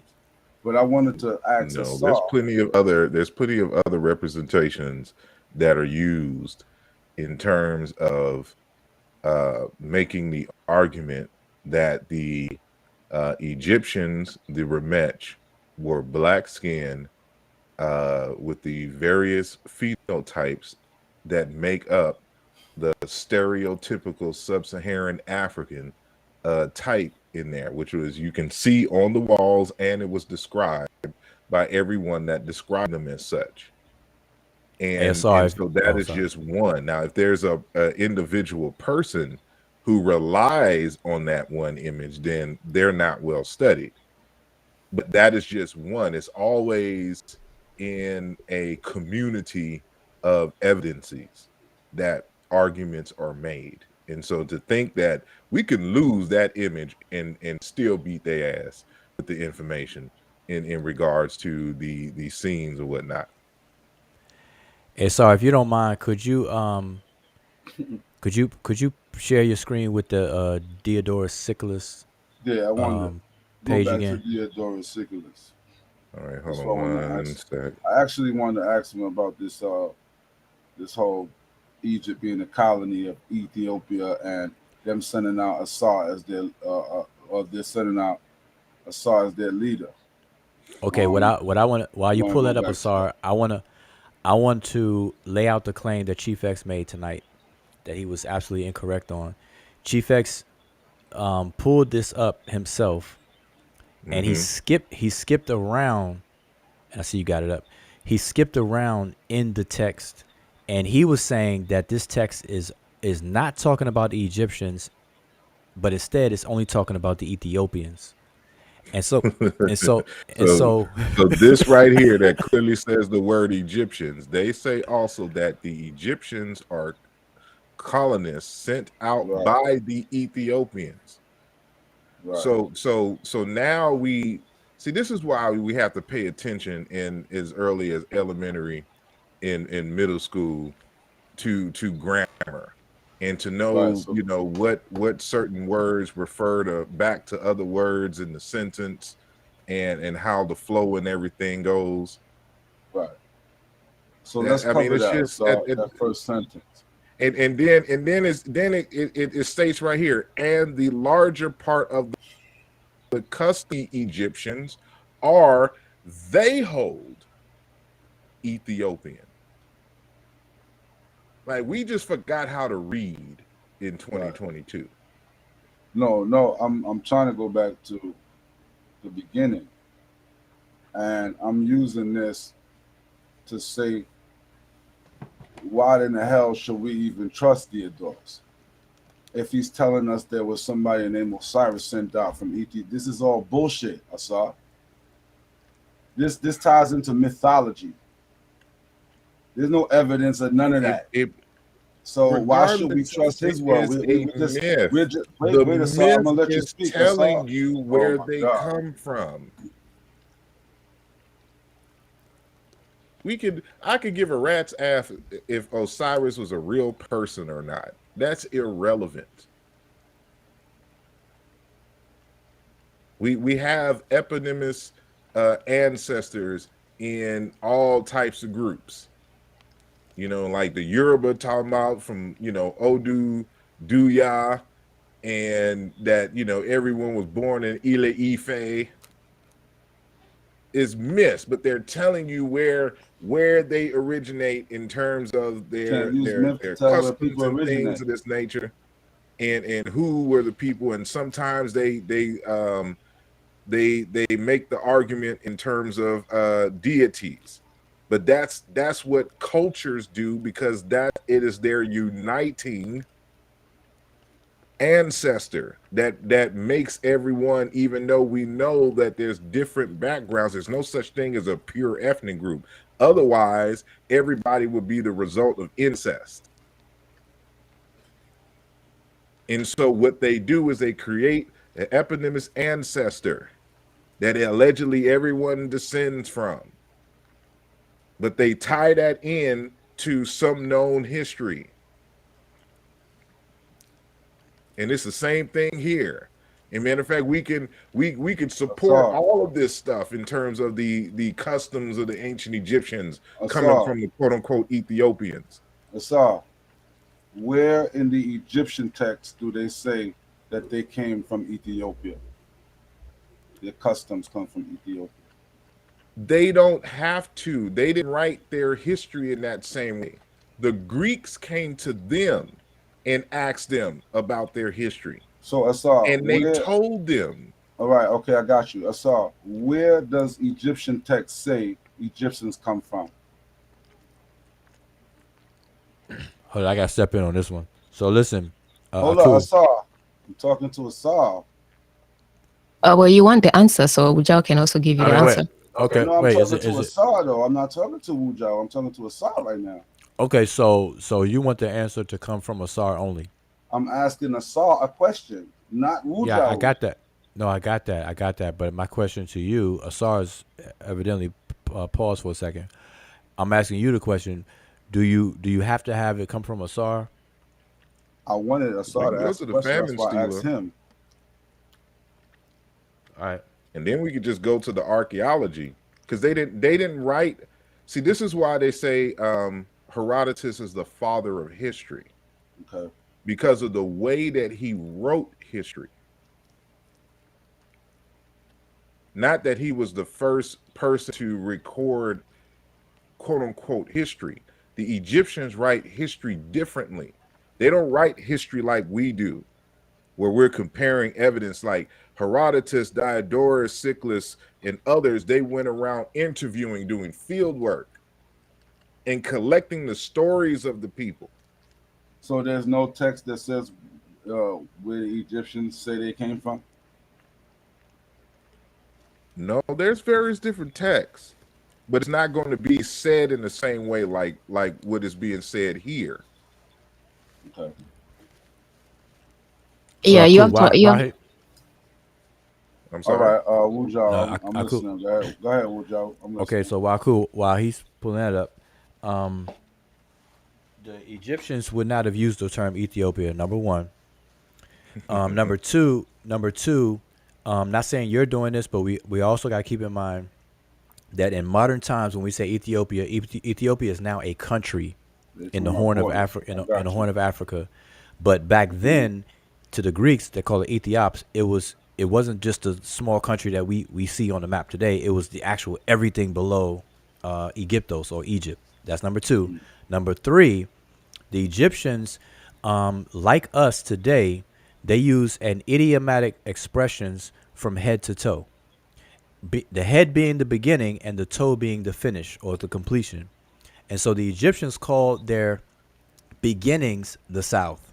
The word resi means to begin, or it's the head. And the toe would be the mehu, or the feet. And so from head to toe is the flow of where they came from. So yes, indeed, in fact, the Egyptians tell you that they came from the south. Period. All right, which text? It's That's all even over. Explained on the Thomas palette. That's even displayed too, right? It's all over. Just I could throw up a bunch in the air and all of them will land. It'll say the same thing. Yeah, we've gone over a few actually, but that's why we always say that you can't bypass learning how to read this Sesh, because there's just no way. I mean, so you got to put a little effort. Like it takes us 12 weeks to learn the basics, right? So that's very short time to actually invest. But because everything we know about Egypt, it's not the modern Egyptians that told us about ancient Egypt. Let's just keep that in mind. Everything we know about Egypt, we actually found out from the text that had to be deciphered by certain people that are actually not even modern Egyptians. So everything that we are talking about comes from the text, right? So there's no way you're going to bypass and argue about what you know via the text, but actually not even know how to go to the text that you're arguing about. So that's why, when you say that you're not really focused on that, even you could see why it was a little bit problematic to understand why it was saying that you can't, that the pictures of the remerge they're the remerge and they're not the Nehisu. Because if you actually relied on just looking at those pictures, you would do what everybody's doing, right? And then you would take, because you saw a site that actually put the wrong image, you would take that because obviously you don't read the text. So you will take that. Probably the other author also took that because they don't read the text. So everybody's going by, what you see is what you get, right? But what I'm saying is, even if you read the text in that instance on what we was talking about tonight, even if you read the text, we can clearly see that something went wrong in that Oh, tomb. forget that because we way past that. Not something went wrong. Right. If So you I'm just hopping on that because in that same what you're talking about is what I'm actually talking about. well, because the thing is, Because if we're gonna say we can't use lookership and this and that, the Egyptians started that when they made that error in nah, that's you. That's your handicap with actually not reading the text. I understand it. I completely understand it. because they didn't do it nowhere else. Because you can't move past the picture. You're handicapped. So obviously to you it's a mistake. Everybody else that actually can read the text understand that first and foremost, you don't even divorce those vignettes from the text. And second, even if you did, imagine looking at those pictures in isolation. And then you have this other tomb that has a different picture, and this other tomb of a Nehisu that's a very different picture. So all you have to do is memorize how different pictures of Nehisu look like. That is not actually scholarship. Like, you have to have a system, a method of actually being able to see and understand what are you looking at. It's like looking at a picture. Hold on. I want to explain something to you. I am not good at this, but I'm good at matching pictures. I used to do, the card game. You match pictures. I understand. You're doing that. I was very good at that. And I can look at an Egyptian that's misplaced as a Nubian and determine that without reading the glyph. Everything you're saying goes back to looking at the picture. Basically, you actually looking at pictures. You can tell that he's religious, right? Because all he's saying is he's still got Christian tendencies. That he could just the Spirit, the Holy Spirit, just came upon him, and he just knows what the text says and means without being able to read it. Chakras be rolling, and they're telling I didn't say that. That's the picture. I said I can clearly look at the picture. I'm not talking about. I already said that is the quintessential definition of lookership. Rubbish right now. That is the quintessential definition of lookership, and people think that lookership is just. But you just presented no, brother. This is let me explain to you the difference here. And that they sent Osiris. Let me explain the difference to you. And you telling me I'm listen. You don't listen. This is why you don't know. And matter of fact, if you actually read the Egyptian text, they would always remind you to listen more than you speak. Oh man, get out of here with that shit. I saw. Just read the text. Read the text. So now, when you're doing lookership is just going with your first mind without examining other evidences. Science requires you to observe, and you can only observe with your eyes. So I'm using whether my it's the instrument doing the detection. Oh, listen. Whether it's an instrument doing the detection, you still have to be able to observe the results. Observing and looking is a quintessential aspect of science. What makes science different from faith, which you seem to be doing here, is that they conduct other experiments. And all the evidences converge. Obviously, you're not listening, and scientists listen too. You just woke up, Assad. So you just gonna talk forever. You're not gonna get to the point. I wake up like we've been on here for like a few hours, so get to the point. Well, you lost the point. So this is mainly for the audience. You're unhelpable. So at this point, I'm not addressing you directly. You won't ever get it, and I'm fine with that. I wish you long life and good health. You're never going to get it, and I will not lose sleep because you don't get it. Trust me. So for everyone else, when you're doing this type of research, you have to look at multiple areas, and everything is going to converge on the truth. So it's not only you looking at the images, you're also looking at the text. You're also looking at the context. You're also looking. I'm not speaking to you. I'm speaking to the listeners, the people who need listen. the glyph. I'm trying to learn this, man. Come on, yeah.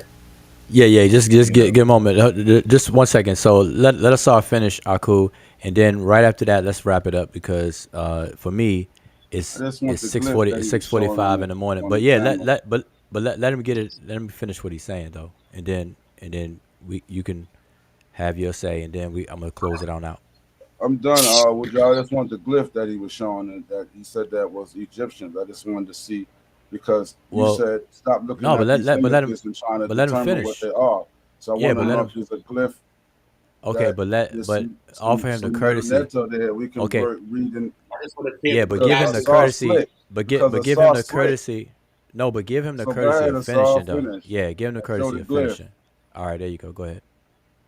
So as I was saying, for everyone else who listens, Yeah, when you're doing who's this type talking? of research, you look at the glyphs, you look at the context, any other kind of information that may come from archaeology, linguistics. So not only being able to look at the glyphs, but being able to understand the grammar and the context, and of course, like the determinatives or the classifiers as we call them now.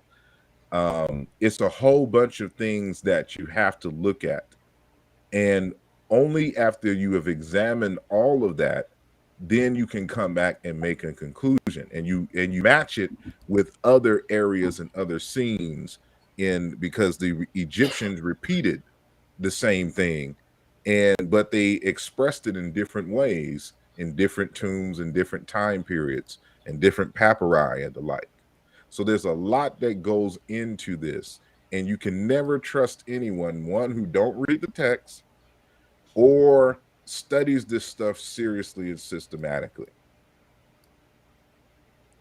I And don't so trust for you. Where's all the of glyph you at? who are listening, um, this is the difference between lookership and scholarship. You know, Oh lookership yeah, goes he with their gonna talk first about it. mind Depth. without doing any examination Where is the glyph? So we can of end the what show.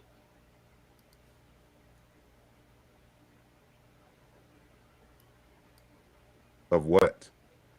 Uh, the Egyptians that you said, and I asked you what glyph was it. You said Let you me was gonna see get it, here. and Wujao took over for you, so you can get it. Where is it at? If you No, don't no, no, have it no. tonight, we can talk tomorrow because it is kind of late. So we can do it another time. If you don't have it tonight, Well. No. What I said was that the Egyptians, which are no different than us in terms of using spatial metaphors, we use a metaphor today from head to toe, and what we mean by that is from beginning to end. And so the Egyptians laid out their kingdom from beginning to end. And they used the word Resi for the beginning and the word Mehu for the end. The beginning is where the Nile comes from, and the end is where the Nile dumps out into Mediterranean Sea. So their beginnings are aptly labeled Resi. The right hand side is aptly labeled Amenet. The left hand side is Iabet, and the bottom or the feet would be represented as Mehu. And we translate those as the cardinal points: north, south, east, and west. So their beginnings are from the south. It's the word Resi. You can look it up in any Egyptian dictionary, and in fact, I have it. But I don't want to start that whole conversation because I'm trying to close out. So I think Asar is sharing his screen, and I'm gonna put his screen up, and then we're gonna wrap it up. But that was my comment about that. The word Resi in and of itself, as conceptualized by the Egyptian psyche, was their beginnings. That's why they called it Resi, or the head. Even the word Kent, Kenet, is something that protrudes, which means forehead or nose. The forehead, something that protrudes out, is also a term used for the South. Just so you know, this is all as FYI. And this is Asar, so Asar is sharing his screen. Yeah. So the first question had to yeah, deal this one with on there. um this image here, which we can see the Kenti, the beginning, the glyph right here. So that's one of the terms used for that quote unquote southern area of Egypt. So these are the soldiers or whatnot. And so I have my own photos from this tomb, and I don't have it labeled on my folder here, but I could find that out easily. And so this is from when I went in 2015. So I got to find where it says the rematch, but I wanted to highlight this image here. So besides the Resi glyphs, you also have this one. This we say kind of height. Like a lion or something. It's the front part of a lion, and this is also in reference to the beginnings. This southern part, and sometimes it'll be like it'll be called land of the ancestors. That you will see this sign here, and so it's the same tomb. So on the other side, like it's a big tomb, and so like here's a corridor where you could go inside on the right hand side here. So I have to go through these, and I'm trying to see if this was one of those situations where I had to do some guerrilla shooting, because they make you not shoot your camera in certain tombs. But this was definitely in Cairo. So this was the first day that we got there. So this is when we went to go see the pyramid. So it's one of the kind of the tombs around the pyramid, because I got also some pyramid text in here. Hold on one sec. Let me go back to day one. Hey, Ujo. So yes, this indeed. Is from day one. So you can see on my screen here like the pyramids here. Are you familiar with that glyph, Ujo? What glyph? And so you can see like this is a different one. So check. I'm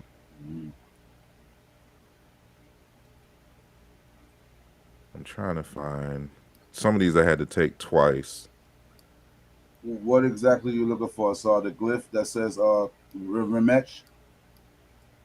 Exactly. Okay. Well, on this one, even if you don't find on that one that that Asa is showing is like I mean that's like you're seeing the ones that you find in different steles, and you have like the offering formula. So that was not, most likely you're not gonna get an offering formula done for first like regular folks, second for foreigners. It would be for the Egyptians and the those kind of wealthy parts. So that already takes care of it with what Asao just showed previously with the pictures, and you had the offering formula on it. So you don't even need to look for the word rematch on that. You just know already.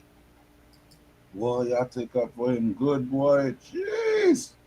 Nah, this is basic. This is like beginner stuff. Like, listen.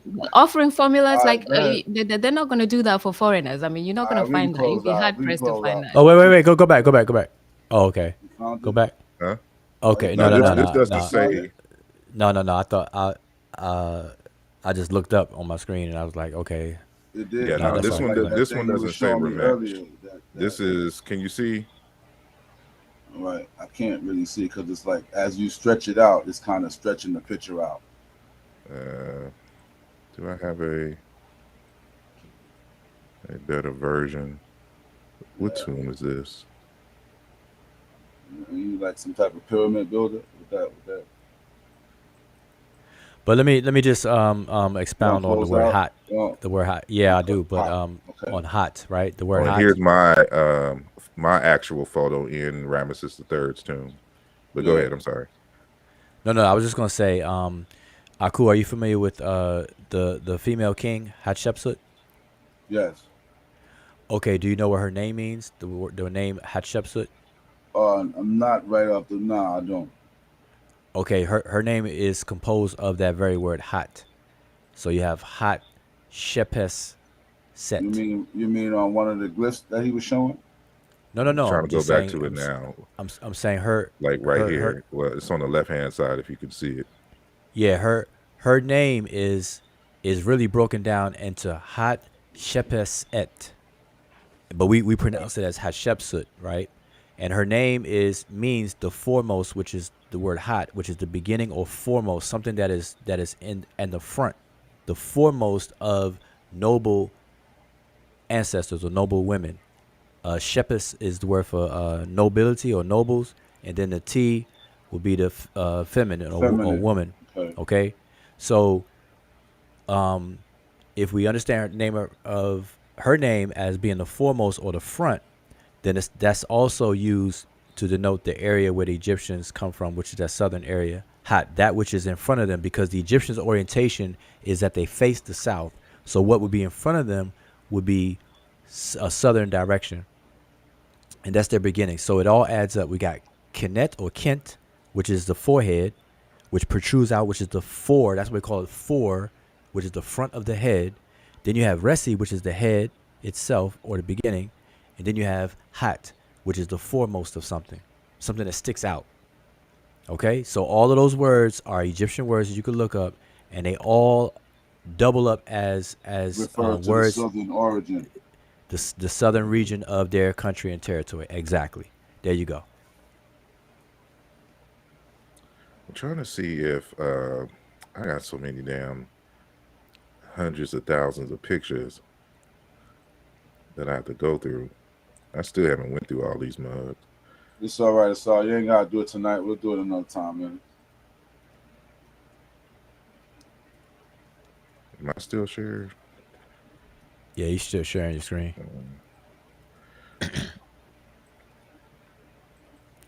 So I want to thank everybody for tuning in. I came here late. I came online because Chief X, in his Chief X fashion, is a coward, and he denied me the link to speak to him last week when I came to his platform and asked him for the link to have a discussion.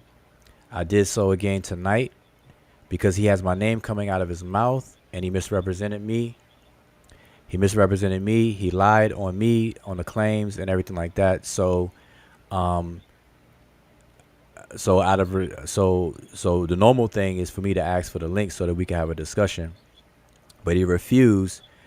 And Chief X was on drugs tonight. He got high. He ate some edibles and they kicked in. He was acting foolish tonight, and I know he's in the chat right now. That's why I'm saying these things to his face right now.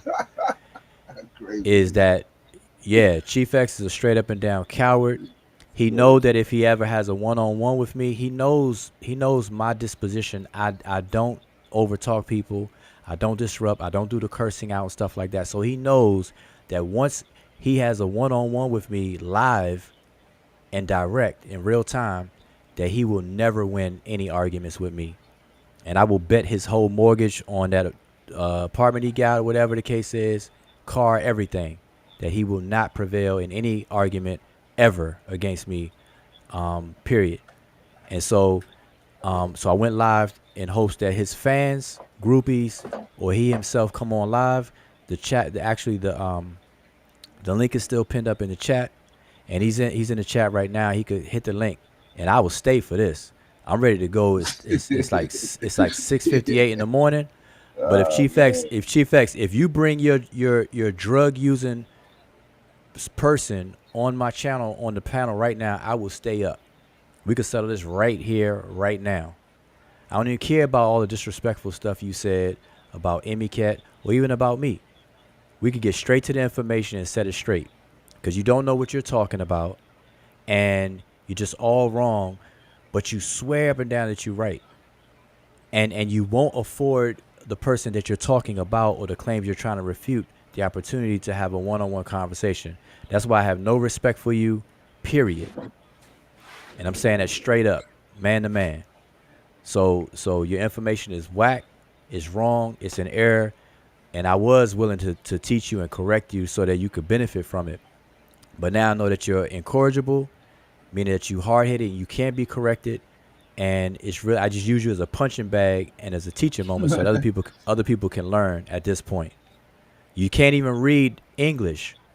And just real quickly, sorry if you don't mind, while he's in the chat, can you repost the Theodore Sickles thing? Because this is just retarded. And once you do that, there was a link that there was a picture that you posted, the one with the Ramesh put as Nubians. I saw a little bit of what Chief X did, so that was a mess. Like there was just one point where I just saw it and I was like, man, I can't believe this, and I switched off. But I want to go over that too while Chief X is there after Ursa, because that's a mess right there. Okay, so what Chief X did earlier was that he pulled up Diodorus Siculus, which he finally tried to address the actual quote that Smash Rockwell put up. And he moved the goalpost and lied about that. He wanted to back off. Oh, I didn't say it was Photoshop. It was just that he put it on the pictures. It wasn't really on there and stuff. You know how Chief X talk. But if you go to the first sentence, this is basic this reading paragraph comprehension. or the very top? No, that paragraph right there. Okay. So you got it on the screen. So it says they say. Now I noticed when Chief X went over this earlier for his groupies in the chat, his chat, he skipped over a lot of stuff. And so if we read the first sentence here, it says they say also that the Egyptians are colonists sent out by the Ethiopians. Now Chief X claimed that this whole thing is talking about the Ethiopians. Anybody with half a brain who don't eat edibles and smoke weed all the time, they will understand this to say that the Ethiopians have sent out a group of people from among themselves as colonists, and we know what a colony is, that became the Egyptians. It says they also say the Egyptians are colonists sent out by the Ethiopians, with Osiris having been their leader of the colony. It's simple. For speaking generally, what is now Egypt, they maintain, was not land but a sea when in the beginning of the universe was being formed. Afterwards, however, as the Nile during the times of its inundation carried down the mud from Ethiopia, land was gradually built up from the deposit. Also, the statement that all the land of the Egyptians is alluvial silt deposited by the rivers receives the clearest proof, in their opinion, from what takes place at the outlets of the Nile.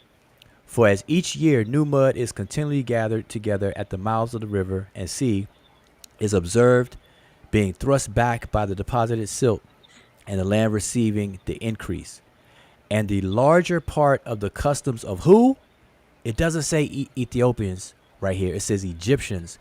The larger part of the customs of the Egyptians are, as they hold, Ethiopian. The colonists still preserve their whose? Their ancient manners.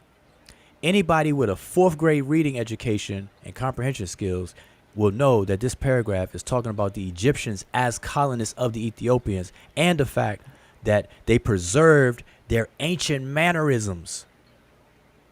And so I don't even have to go any further. I mean, it goes down to start describing them in a later paragraph, which Jonathan already read. It's right. It starts right after. Okay, all right, let me keep going. Okay, so let me go backwards because this is for Chief X, who sits in the back of the short bus. And the larger part of the customs of the Egyptians are, as they hold, Ethiopian. The colonists still preserving their ancient manners. For instance, the belief that their kings are gods. So what is that saying? That's saying that is an Ethiopian mannerism or practice that is also still practiced by the colonists of the Ethiopians, now called the Egyptians. The very special attention which they pay to their burials and the many other manners of a similar nature are what? Ethiopian practices, while the shapes of their statues and the forms of their letters are what? Ethiopian. For of the two kinds of writing which the Egyptians have, that which is known as popular demotic is learned by everyone, while that which is sacred is understood only by the priests of the Egyptians, who learnt it from their fathers as one of the things which are not divulged, but among the Ethiopians everyone uses these forms of letters. Furthermore, because it's telling you the writing, the practices, and everything are Ethiopian in nature. Now, not the country Ethiopia that we know today. I want to make sure I point that out. It's coming from the south.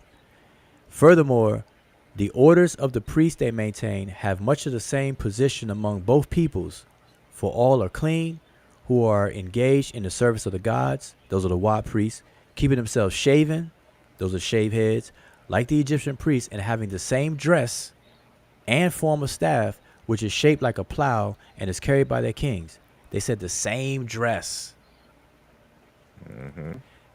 as the kings, who wear high felt hats, which end in a knob. That's the hedge crown. End of the knob look like a bowling ball. I mean a bowling pin. A high shaped plow. High felt hats which end in a knob at the top, and are circled by the serpents, which they call asps. And this symbol appears to carry the thought that it would be the lot of those who shall dare to attack the king to encounter a death-carrying stings. Now we know what that crown looks like. It's the hedge crown with the cobra on it on the front. The deity Wasir is famously known as wearing. So the hedge crown is what? Ethiopian. I hope y'all getting this.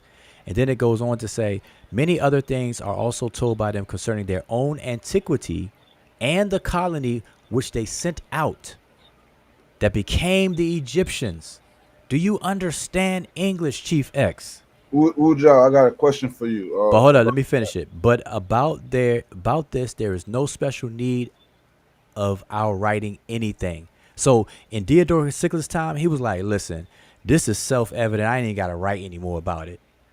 I'm going to end it this point right here and move on to the next point. And so if you go further down, he describes them. Where he describes, where is that at? Hold on. That's got one question for you. It's okay, go ahead. If the culture came from the South, why is it that I would think that a part of culture would be building pyramids. So why would the pyramids in Nubia be built after the ones in Egypt? They do build them in the Sudan. They're just dirt. So the Egyptians improved on the model. Right, but why? Yeah, and they still do this custom to this date in that area. Well, yeah. So sorry, I answered that. They did, and because it was made out of a less quality or less longer lasting material, we don't see as many. Well, aren't those after the Egyptian pyramids? Good gracious! No, the Egyptian period. They didn't just dream of this out of nowhere and just say, "No, I understand that." That's what I'm saying. Yeah, so they start off as mud. They start off as mud pyramids. That was in the Sudan. They decided to step it up a bit in Egypt. That's writing. That's common. Even the writing style, you don't see the perfection of the Sesh Medew Netcher, aka hieroglyphs, down there in Sudan like you do in Egypt.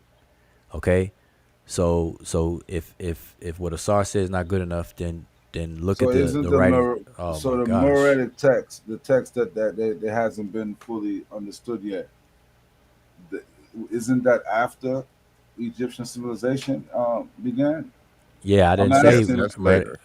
Yeah, that's later, but listen to what I said, and this is why you got to pay attention, is that I said what we're reading right here, it says that the form of their writing system, they're saying their writing system is Ethiopian.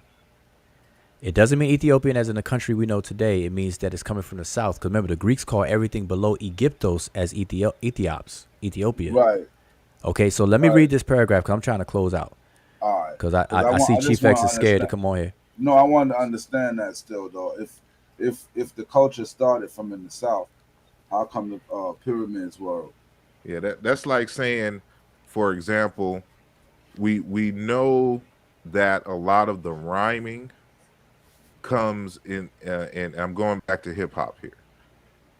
That a lot of the rhyming schemes, the melodies and beats, all that stuff comes out of the South, but it culminated in New York in a unique way that you can call it, what we now call hip hop.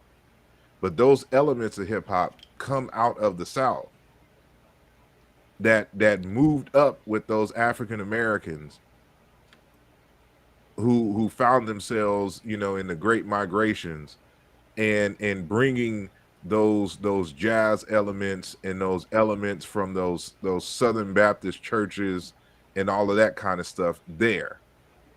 And there was some homegrown stuff there, and it all culminated and became hip hop. But just because you don't find in the 1930s some turntables and some cardboard for where they were breakdancing on, does not mean it does not have its origination there. They just took it to another level in New York. And it's the same thing here by analogy, with the Sudan and what you find in Kemet. Yeah, and to that, I'm gonna expand it to the biggest picture. Just look at all of humanity.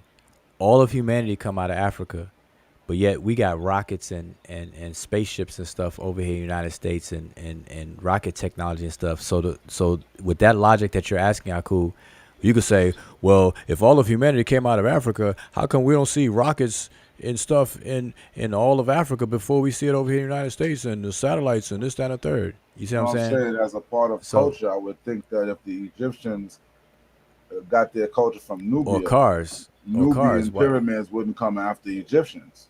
But I'm saying the logic flow is that you got, the people always improve on previous accomplishments. Like the automobile cars that we use today are further improvements on older travel devices and so on and so forth. But you don't see cars in ancient Egypt though, right? So or you don't don't predate the pyramids in Egypt. The pyramids that you we're still not see. Saying those. We're not talking about those. Like you. But hold up, let me just finish this paragraph, boy, because Aku, I don't think you're going to get it at this point, because you're talking about the pyramids that are in Meroe that you could Google and see them. Those pyramids were built way after the pyramids of Giza and so on and so forth. That's not what Asar is talking about. There are pyramids older than that in the area that were not made out of the same materials, that did not last, and you don't see them. Just like even today, the Menkaure pyramids. Gotcha. So let me finish this paragraph though, because I don't want to cut this off, because I already know Chief X is scared. He's gonna make any excuse in the world, and then beat his own chest. This dude is like high off his own supply, but. It says, I'm sorry, go ahead. Okay, it says, but there are also a great many other tribes of Ethiopians. Now, why would it say other tribes of Ethiopians? Why don't it say just there's a great many tribes of Ethiopians? They say other tribes because one such tribe of Ethiopians were the colonists that are left out from among their ranks and colonized a place that later became known as Egypt, as we just read. It says, some of them dwelling in the land lying on both banks of the Nile and on the islands in the river, others inhabiting the neighboring country of Arabia, and still others residing in the interior of Libya. So check out this sentence.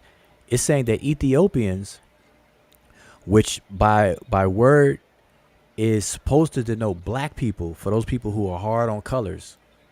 So it's saying that black people resided in Libya. Now check out the boomerang dagger that Chief X is too slow to even understand and realize that he did to himself. He claims that North African are not sub-Saharan because it's not black. Libya is not sub-Saharan. This text right here is telling you that Ethiopia, because Chief X went through the whole word Ethiopia, pulled up the Wikipedia and how the word Ethiopian is supposed to be denoting the color and black people and woolly hair and this, that, and the third and everything like that. But yet this text is saying those black people, woolly haired or whatever, that's called Ethiopians by definition, exist in Libya, which is not a sub-Saharan territory. And in Arabia, which is not a sub-Saharan territory. So let's keep going. As for the spirit, they are entirely savage and display the nature of a wild beast. Who are they? They're talking about these people that are in these other areas. Not so much, however, in their temper as in their ways of living, for they are squalid all over their bodies. They keep their nails very long, like the wild beasts, and are far removed as possible from human kindness to one another, and speaking as they do with a shrill voice, and cultivating none of the practices of civilized life, as these are found among the rest of mankind. They present a striking contrast when considered in the light of our own customs. Who are they talking about right here? Yeah, who are they talking about? They're talking about these people other than in these other places, not the Ethiopians that sent out this colonists that became the Egyptians. And anyway, so I think I skipped a whole thing. The whole paragraph. But Wuja, wouldn't it be good like? Wait, hold on. I don't want to skip. I don't want to skip. It says the majority. Wait, I don't want to skip. The majority of them, and especially those who dwell along the river, are black in color and have flat noses and woolly hair. Okay, so I want everybody to understand. And that's supposed to be over in Libya, that same paragraph right there. It's talking about Arabia and Libya and all them areas. Where people have woolly hair, right?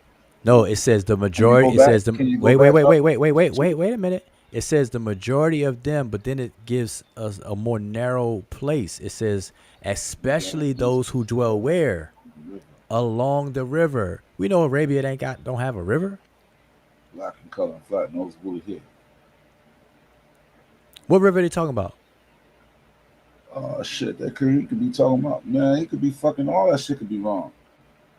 No, that's not my question. I'm saying what river are you talking about? You know, you ever be on TikTok? What's that supposed to be the Nile? And they have that they have those skits where that dude be talking, the girl catches him cheating and he has a hickey on the neck and he talking about that even my neck. You know, like that's supposed to be the Nile, Joe, that river in that passage. Now I ask you, what river is being referred to? Let's see your reading skills. I'm resharing my screen. Put it back over there. In Gundeg village with pyramid. So this is in southern Sudan amongst the Nuer, right? This is like from 1902. This picture here. You will in the Nuer are related to the Luo and distantly the Collagen, what we now call the Collagen, and all those groups. And so here's another photo. Egyptian pyramids. Listen to what I'm saying. For you, I you. No, I'm just asking the question. So did those ones over there, the first one that you were showing? These are the same group of people. This is the same group of people. So this is. Just said Southern Sudan. Good gosh. I got that, but are they older? Because he said the picture was taken in 19. I said that this image is from 1902. Right. So the pyramid. So 1902 comes after 1500 BCE. Oh, I'm asking the pyramids. Were they there before the pyramids? Is that like an image of? No, I don't think these were, but I'm showing you that's what I was asking. Right. And what they're made of. So you see how this is where their king is buried. In this king is buried? Yeah, where the king is buried. And so, this is the Ngunding. They had like you'll see the word ding kind of mixed in with the names of their kings and stuff like this. This is where they are buried. But you see that it is just mud and dirt. Like they're still practicing the old traditional way of burying. They don't have like there's no mountains that they can carve stone out of and make the type of pyramids that we're used to seeing. But this is the custom of the Ethiopians that the Egyptians took and then just took to another level. Yeah. But this is why they last long. They just hills. They like they look like ant hills. But this is where Yeah, and so like even their huts are still produced in the same fashion here. But like and another thing that you won't see in Egypt that you'll see here, you can't see it in this image. And I wish I had a digital copy of this one book that I got, but you'll see like elephant tusk at the bottom of the pyramids, and I forgot what that was supposed to symbolize or whatnot. But like these customs, and I don't know to what degree that it still goes on today, given the situations going on in Sudan. But I just wanted to give the audience an understanding of more than likely what the older form of the pyramids, because they're still doing these practices. They're still living in the same traditional manner, at least at the time of these photos, right? And in the early 1900s. And so this is why you don't see that these don't survive the same way that, of course, 20 million stone blocks, would like how they do in ancient Egypt. So just want to give some semblance so that people can kind of wrap their head around these kind of burial customs in Ethiopia, which is the Sudan and surrounding areas, quote unquote sub-Saharan Africa, which finds its way going down the Nile with the Ethiopians as they traveled, and then them just taking it to another level in ancient Egypt. All right, man. Listen. So, because Chief X is such a coward and didn't allow me to have a discussion with him in real time live, the only other thing I'm gonna speak on this, because like I said, I use Chief X as a teaching tool, to be able to educate people, take his mistakes and correct them and educate people. And so the video that he just did earlier, there's a lot of mistakes that he was making. He's appealing to authorities, talking about, the institution of Cairo and the Theban mapping website and stuff like that. I already went over all of that stuff to explain that. Chief X just doesn't know enough to even know that he's wrong about so many things. So what I'm going to do is I'm going to take his video and take clips and just use them as teaching moments. So y'all can look forward to that. I'm going to probably do that tomorrow, or it's actually today now, later on at some point, so that we can have some fun and we could learn at the same time.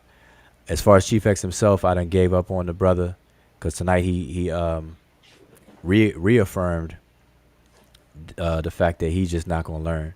And the fact that he would go live and be high and on drugs and expect people to take him serious is just a whole nother level of it. Showing his gun, shadow boxing, and all that kind of stuff.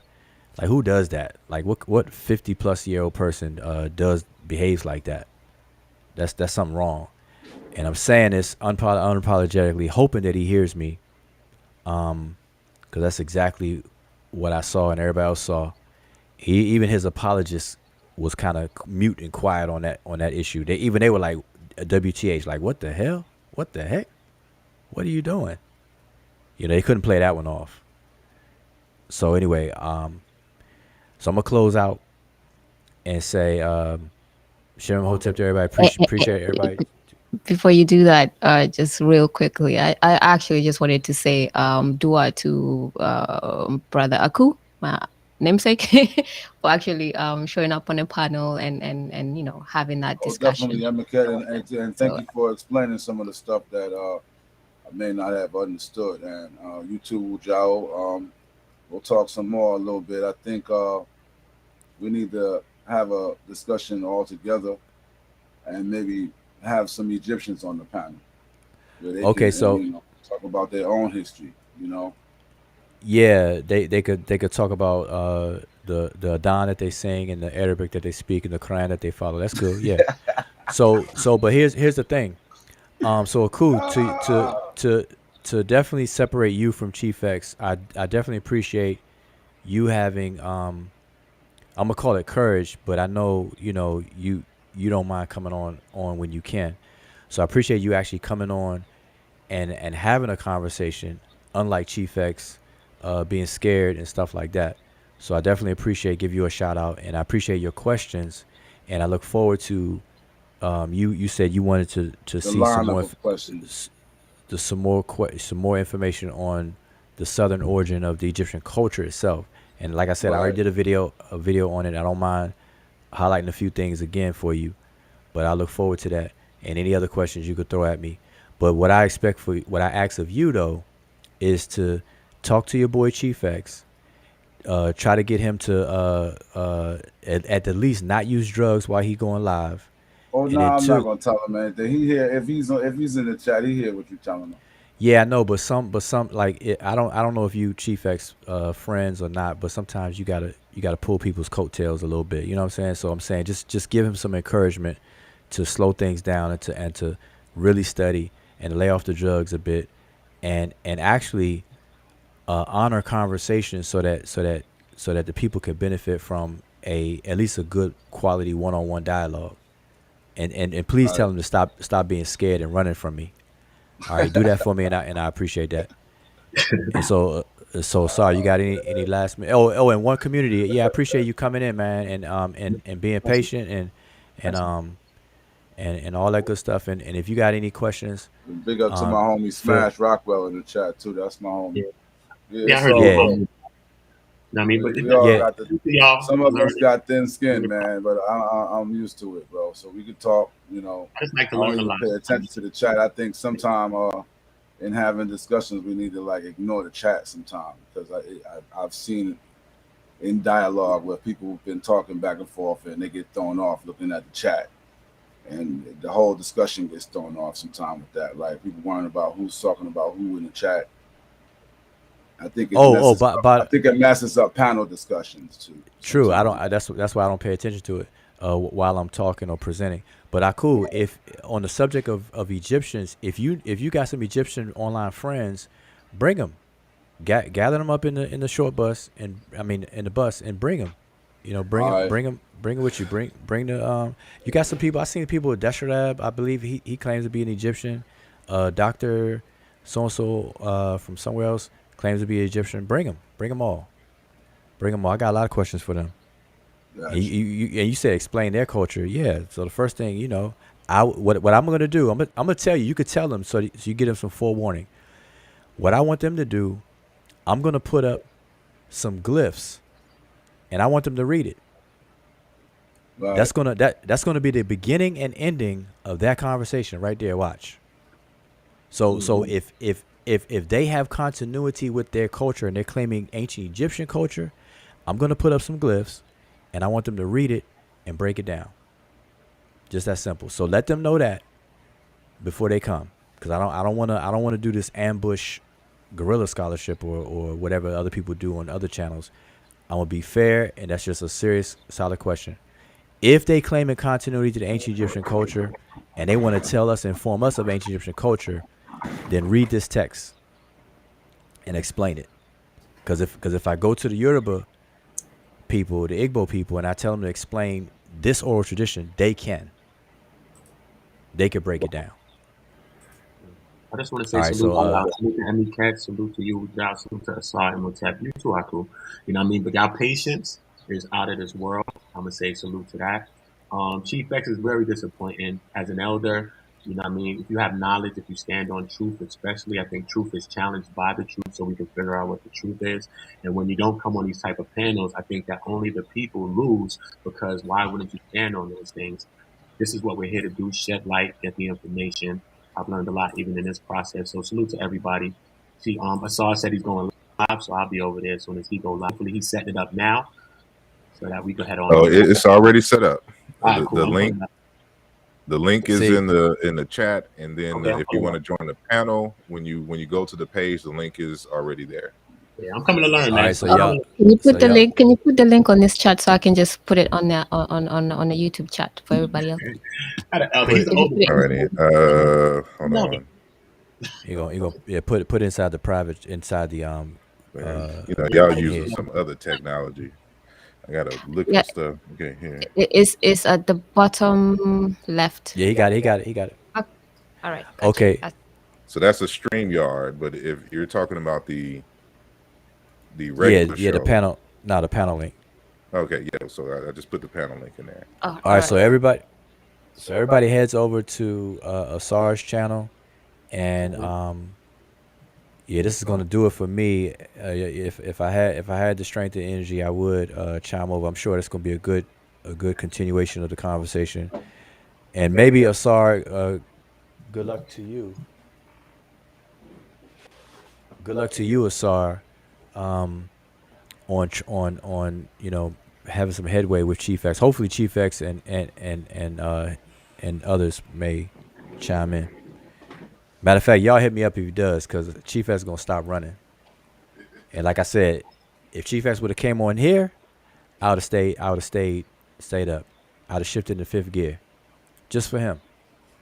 But anyway, all right, I'm gonna say Shimmer Hotep to y'all. I appreciate everybody tuned in. But y'all head over to Asar's channel. We got Smash Rockwell gonna be over there, and everybody else in the chat. So if y'all up and y'all cool with it, head on over. All right, so I'm gonna say Shimmer Hotep, and see All right, y'all. Peace. All right.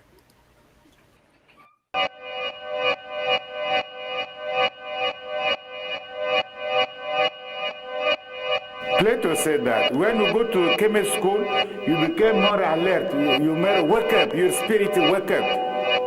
And you became a more human being. That's your character is built in a school.